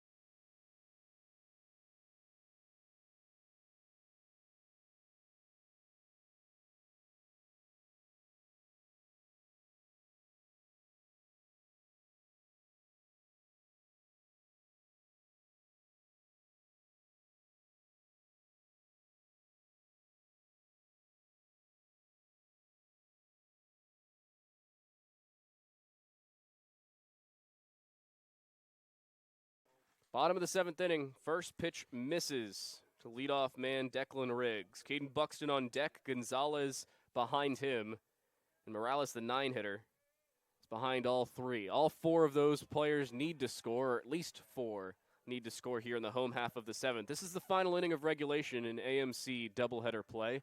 Only 7 are slated. However, UHSP would like to either win it here or require some extra innings. 2-1 to Riggs. Koska still out at work here in this 7th inning. He's trying to complete it, and he's very likely to do so. He had 3 straight strikeouts to end that 6th inning after giving up a leadoff first pitch triple to Holden Campbell. When you have 3 of your 6 strikeouts all in 1 inning, that is an impressive feat through 6 at least. Riggs watches the 3-1 outside. Called ball 4. He will take first base freely. Leadoff man's aboard. Step 1 complete for UHSP. Although there are a lot of steps required.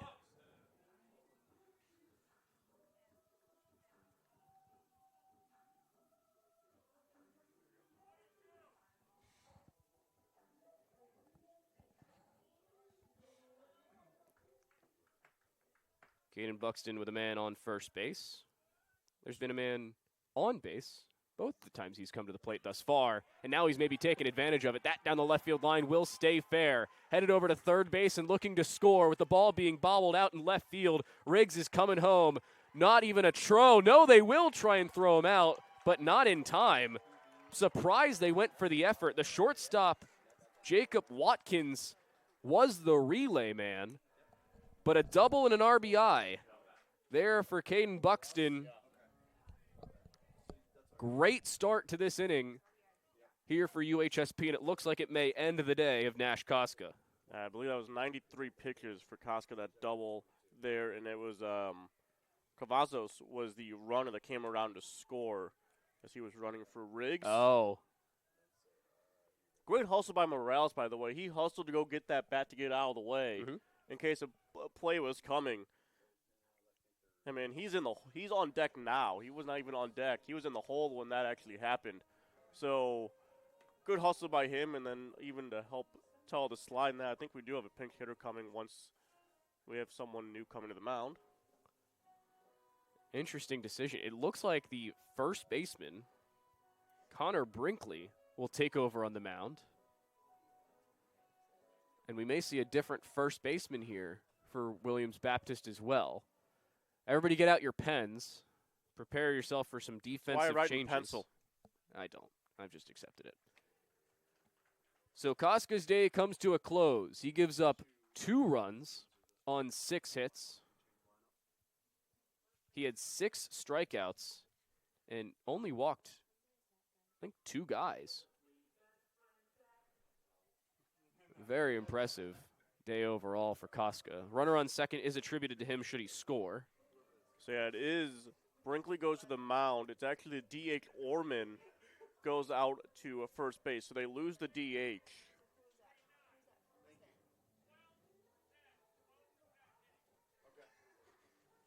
Some charades and That's vocality pretty much from what it our was, home yes. plate umpire. Very much appreciated. Will also lead to some offensive changes here for UHSP. Nolan Harding, who we saw in our previous game, if not at No, we least. didn't. No, we didn't. I was thinking Campbell.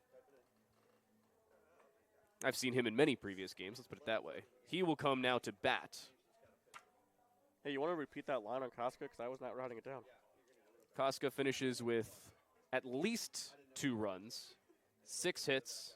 He had 6 strikeouts. A very fun pickoff move, and a walk. And 6+ innings. Again, impressive day from Koska, who we saw was fighting through some pain earlier on as well. Connor Brinkley will take over on the mound. He will inherit a runner at second base. And taking over at first, as mentioned earlier, is the DH Orman. Now, what is it? Brinkley has left the mound and I guess has gone to the dugout for some reason. He may have been wearing a long right sleeve or long left sleeve that was white. I don't remember. He could have just put on like a left arm brace or whatever. But when there was the original pitching change, they brought out a different glove because he's not playing first base anymore. So eventually, they will finish up his warm-up. So for all of you just joining us, the defensive alignment looks like this. Kennedy, Jones, and Bullens, left to right. Bullens started in left. He moved over to right after Morrison was replaced by Kennedy, and he took left. Infield is Aaron, Watkins, Mink, and now Alex Orman, left to right. Nick Jones still behind the plate. And the first relief pitcher for Williams Baptist thus far in this evening, or thus far today in totality, is This will Connor be Brinkley. the 9th appearance for Brinkley. All of them in relief. 7 1/3 innings pitched. He's got 12 strikeouts, 3 walks, has given up 7 runs. 6 of those have been earned.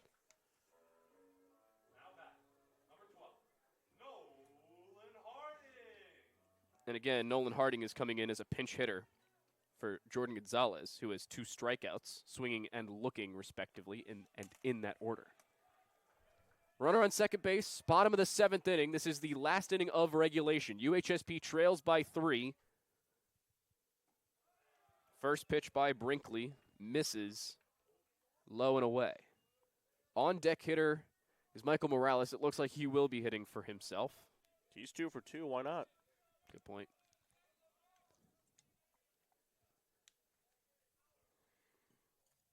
"1-0, popped up off the fist. Jones tracks back and finds it. Exactly what was needed. Arguably just what the doctor ordered for Brinkley.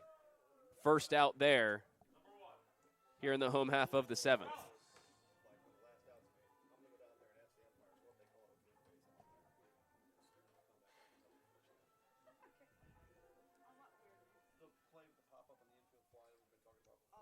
Michael Morales now to bat. As mentioned, he's 2 for 2, a couple singles. However, he's been a party to a fielder's choice, and his temporary replacement over at first base when he was on base was picked off. That was the second out of the 5th inning. He'd love to have a productive at-bat that possibly scores one here and bring the tying run to the plate. And Brinkley should get credit for a save if he's actually able to close this one out, because the tying run was in the on-deck circle. Good point, yeah. Tying run's still in the on-deck circle. Right.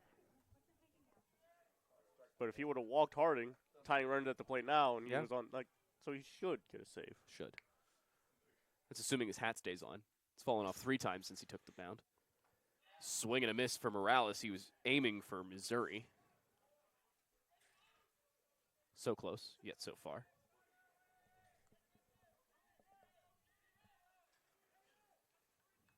"1-2. Bullens is being directed out in right field. Everybody in the outfield has student body right since that previous pitch was swung on and missed.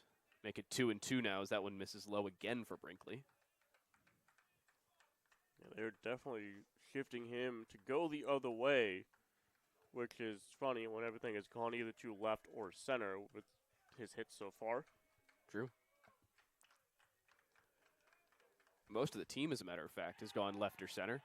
That one misses outside.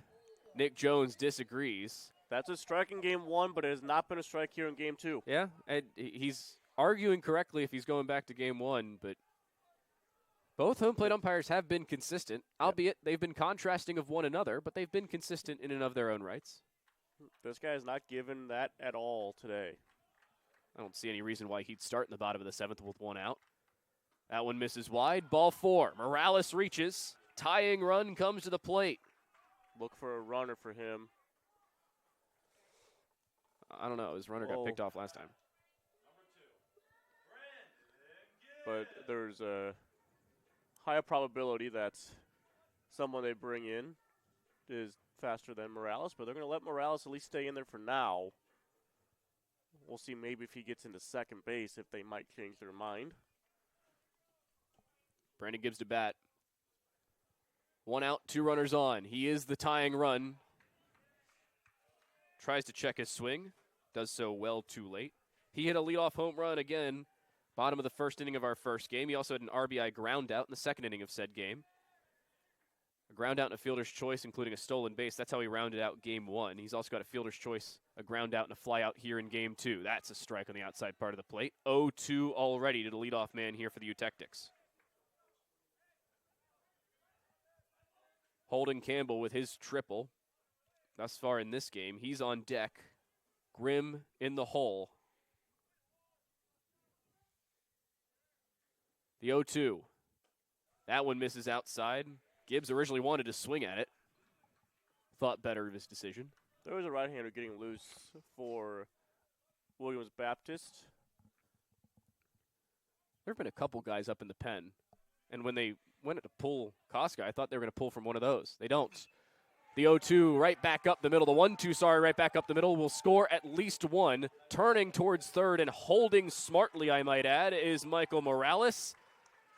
And the tying run now stands on first base in a 2-run game. It's also a smart play by Jones out in center. Don't try and go for the guy at the plate. Don't even try and go for the cutoff man between you and the plate.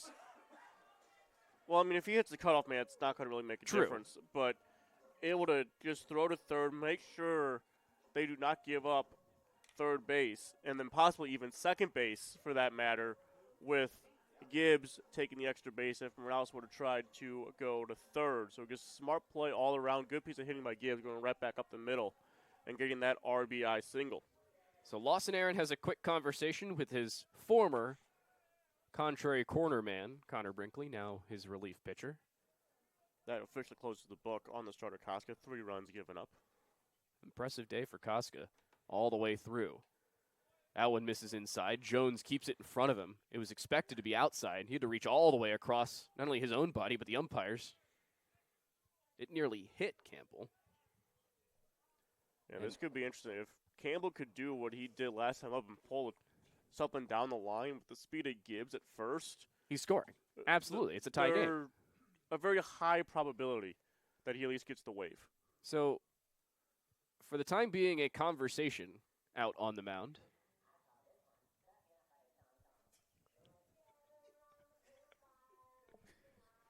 As there's a powwow on the mound. Coach Abernathy, Nick Jones, and the coach Brinkley, or the relief pitcher Brinkley. Morales is on second base off of his walk. Gibbs is on first off of his RBI. That's his third of the day, by the way.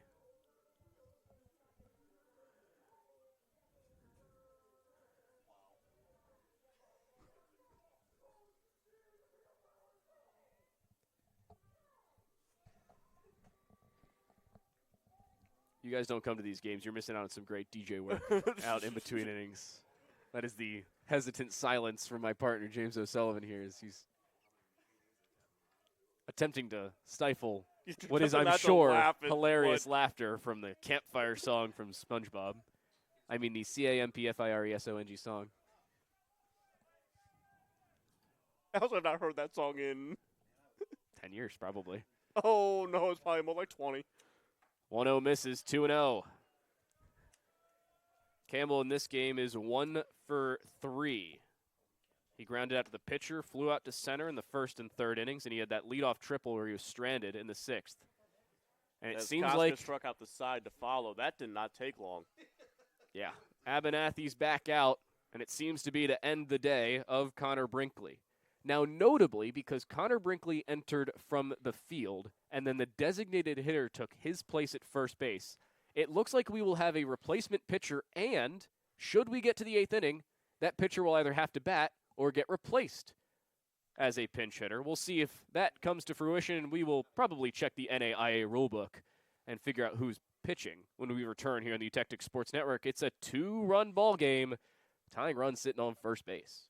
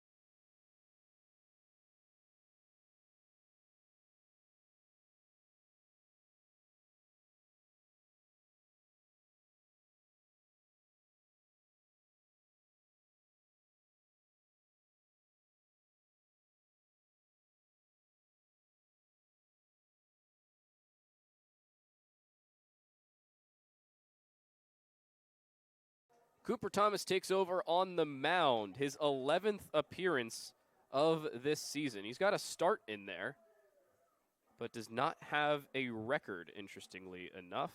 12.1 innings pitched in totality. He is the save man for him. He's given up 13 hits, including 11 runs. 10 of those were earned. And he's walked 8 guys to his 6 strikeouts. An ERA sitting at 7.3. He's given up a home run as well. Home run would end it. And the right guy's up. Now, importantly, not only will Thomas inherit 2 runners on base, but he will also inherit a 2-0 count to a left-handed batter who's had some success today. This is about as interesting of a way we can end this game as humanly possible, James. Yeah, and you really don't see this very often in the middle of an at-bat.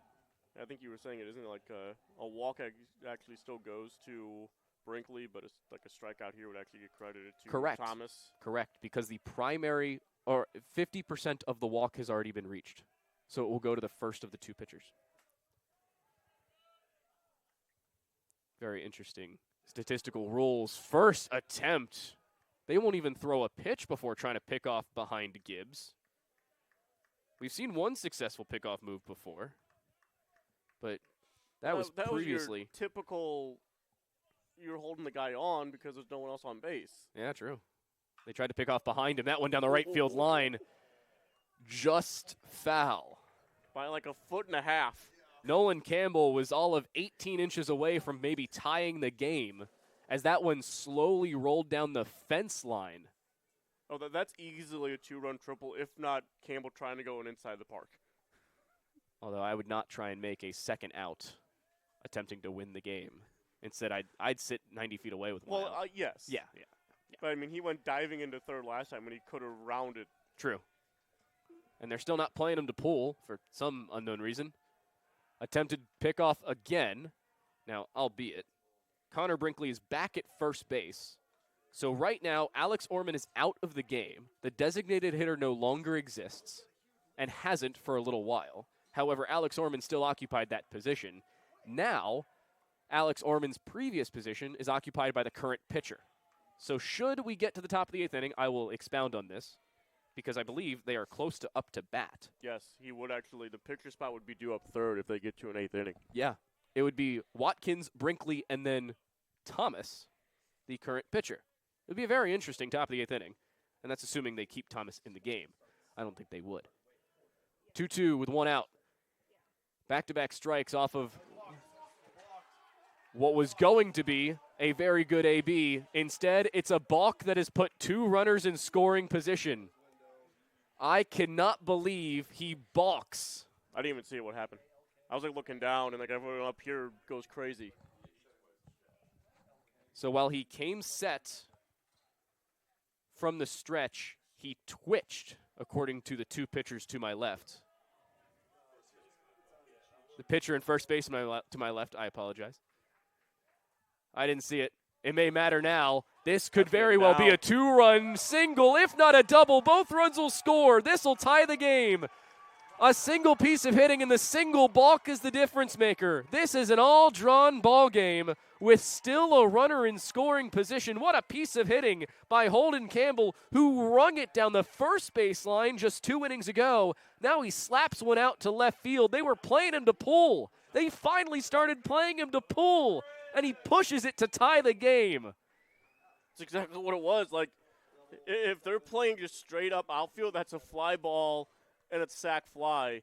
But it's easily down because of shifting him so far on the pull side. And now with his speed representing the winning run and one of your best hitters in your number 3 spot in Grimm at the plate, who's not had a good day. He struck out twice and has grounded out. Albeit, this is not the only game we've played. Yes, I was also looking back. Although he struck out once and had bad. 1 hit, so it has not been a great day for Grimm. Grimm down 0-2. He has had 3 strikeouts, a fly out to center, and a ground out to short in his 5 at-bats thus far. He would have batted in the bottom of the 7th, but it wasn't required. So he only had 2 ABs. No, I think he had a hit in there. He had a single back in the 2nd inning of that game. That's what it was. I missed that. So, yeah, he has 1 hit of the 6 times at the plate. in this doubleheader. And one that has gotten a little bit more entertaining now in the bottom of the seventh inning. The only hit that was really notable, apart from Campbell's triple, was the home run that scored their first run in the bottom of the second inning. Trying to make it another. This one on the swing fouled it off himself as he was trying to exit the box. Inside the box, though. We have seen it where a guy called outside of the box on a bunt attempt, but he was definitely inside the box. No, he actually was. Yeah. Correct. It did not hit him, but he was outside the box when he made contact with the ball, which was the important part of that. So it has been 2 doubles, 2 walks, and a single. That's how we've gotten here. Add a strikeout to that factor, including the pop foul by Nolan Harding. 2 outs with a runner in scoring position for Ethan Harrell. He, too, has had a very yin and yang day between our doubleheaders.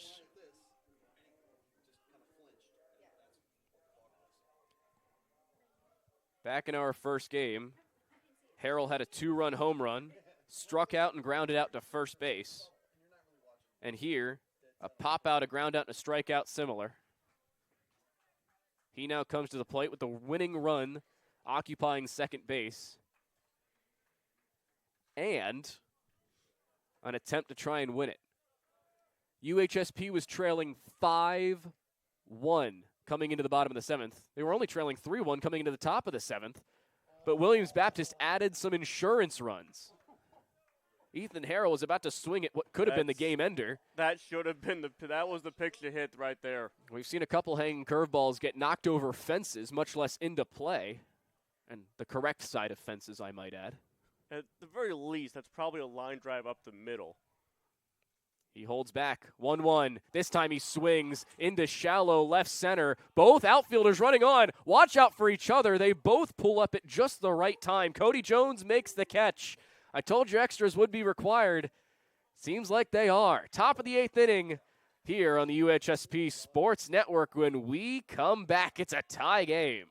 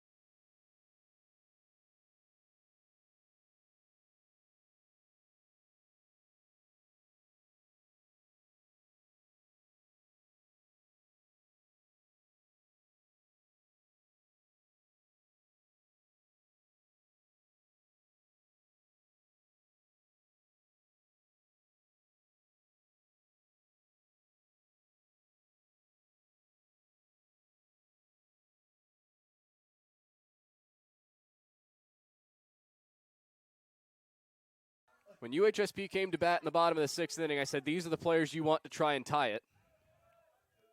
Here for Williams Baptist, these are exactly the players you want to try and win it with.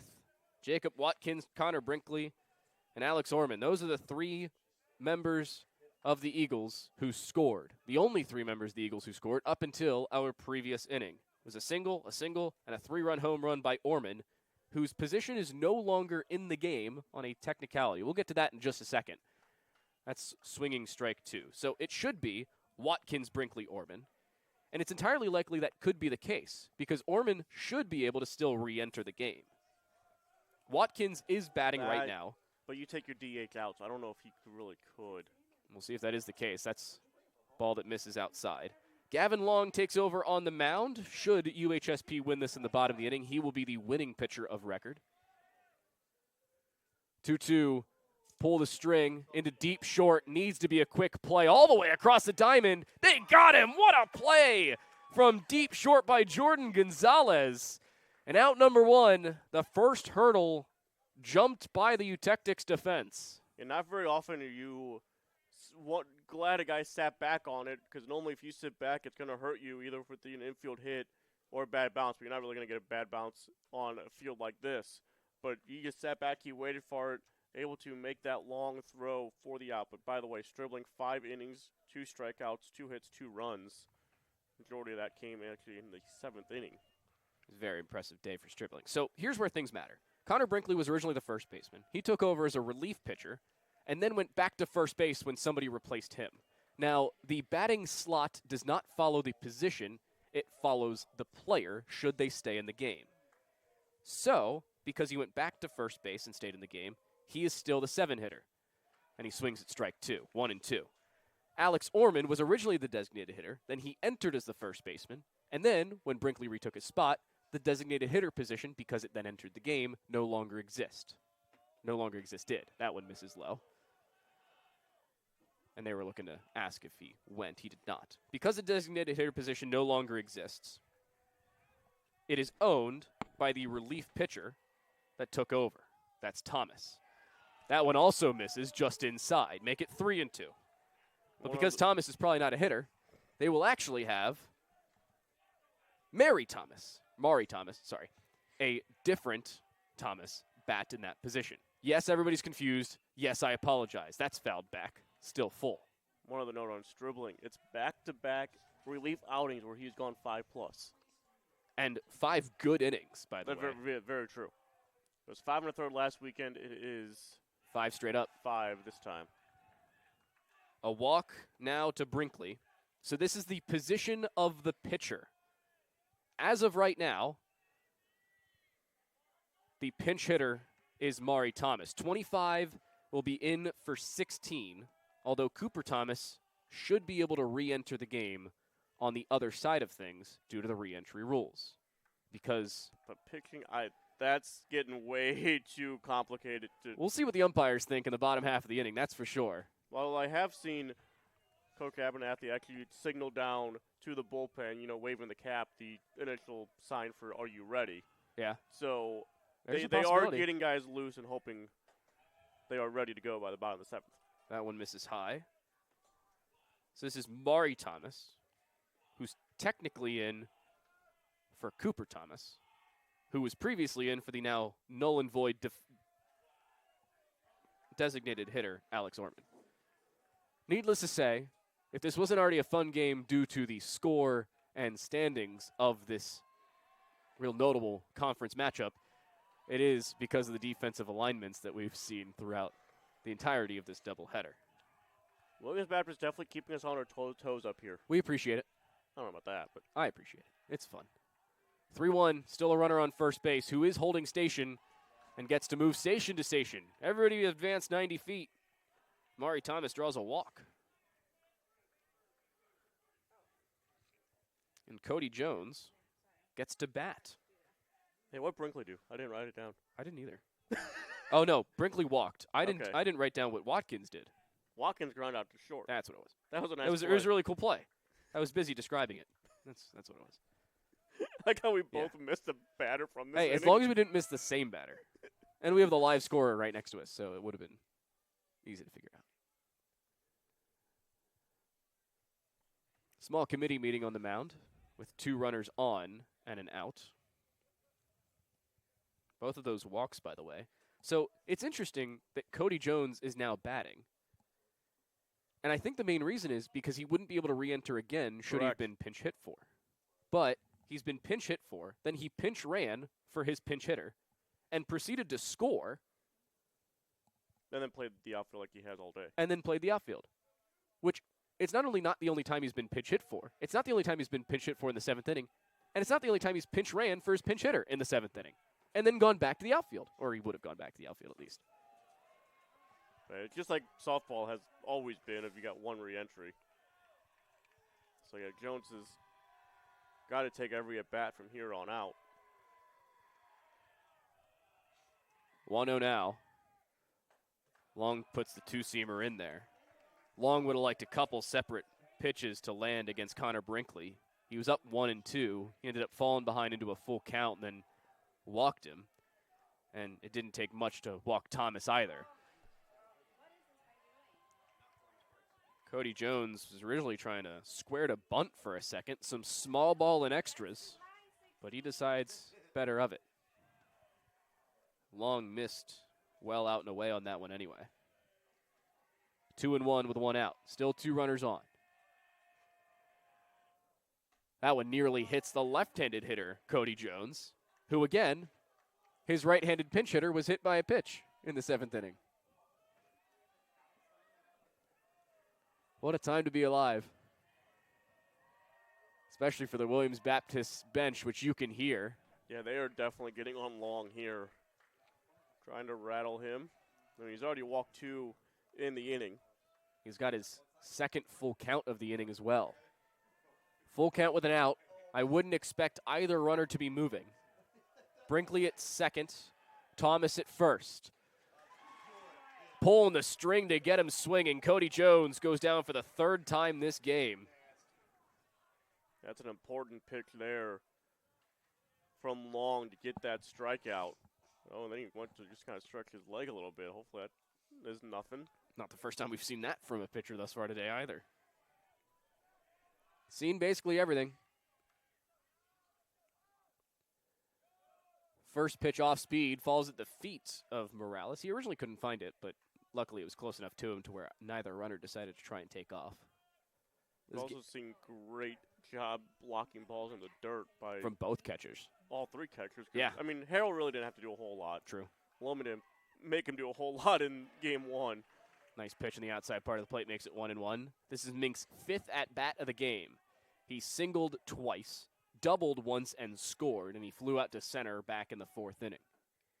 That one misses inside. He's only been stranded on base 1 time. Bullens grounded into a fielder's choice in the 1st that got him out. But a very adventurous day for Mink, both on the defensive side of the ball and offensive side of the ball. This out towards the deep side of short, cut off by the 3rd baseman, Buxton, and he makes the throw strongly across the diamond. Williams Baptist get 2 runners on with just 1 out, but they escape with a strikeout and a ground out. Long will have the win should UHSP score in the bottom half of the inning. We'll find out if they can do so when we come back on the Utectic Sports Network.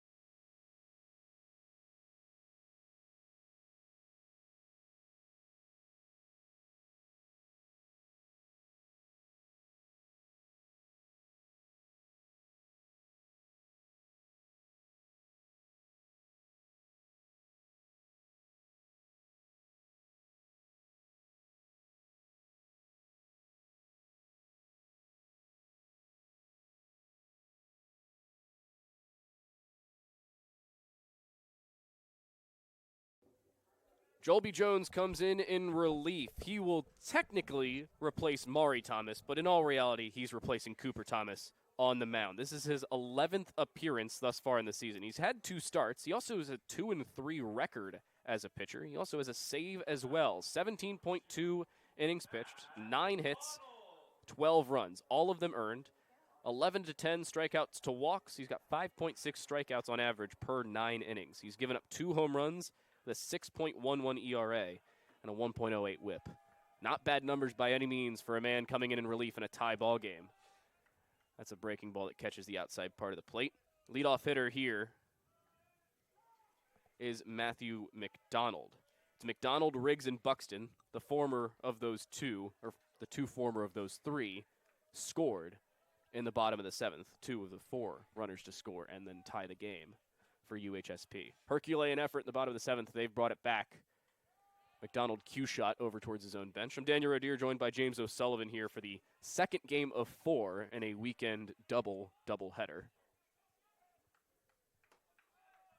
UHSP and Williams Baptist tied through 7, necessitating an 8th in extra innings. That one misses outside for 2-2. There's a 4th pitcher for Williams Baptist in this game, despite the fact that one guy made it through 6. Yeah, and it took them 2 to get through the 7th. Actually, 3 of them to get through the 7th because Koska started the inning. Popped shallow right. No man's land. It falls for a hit. May very well fall for a double. What a throw over to second base, but it's not fielded cleanly. The shortstop dropped it twice, and Matthew McDonald has a leadoff double. I can't even say what a piece of hitting. Sometimes all it takes is luck.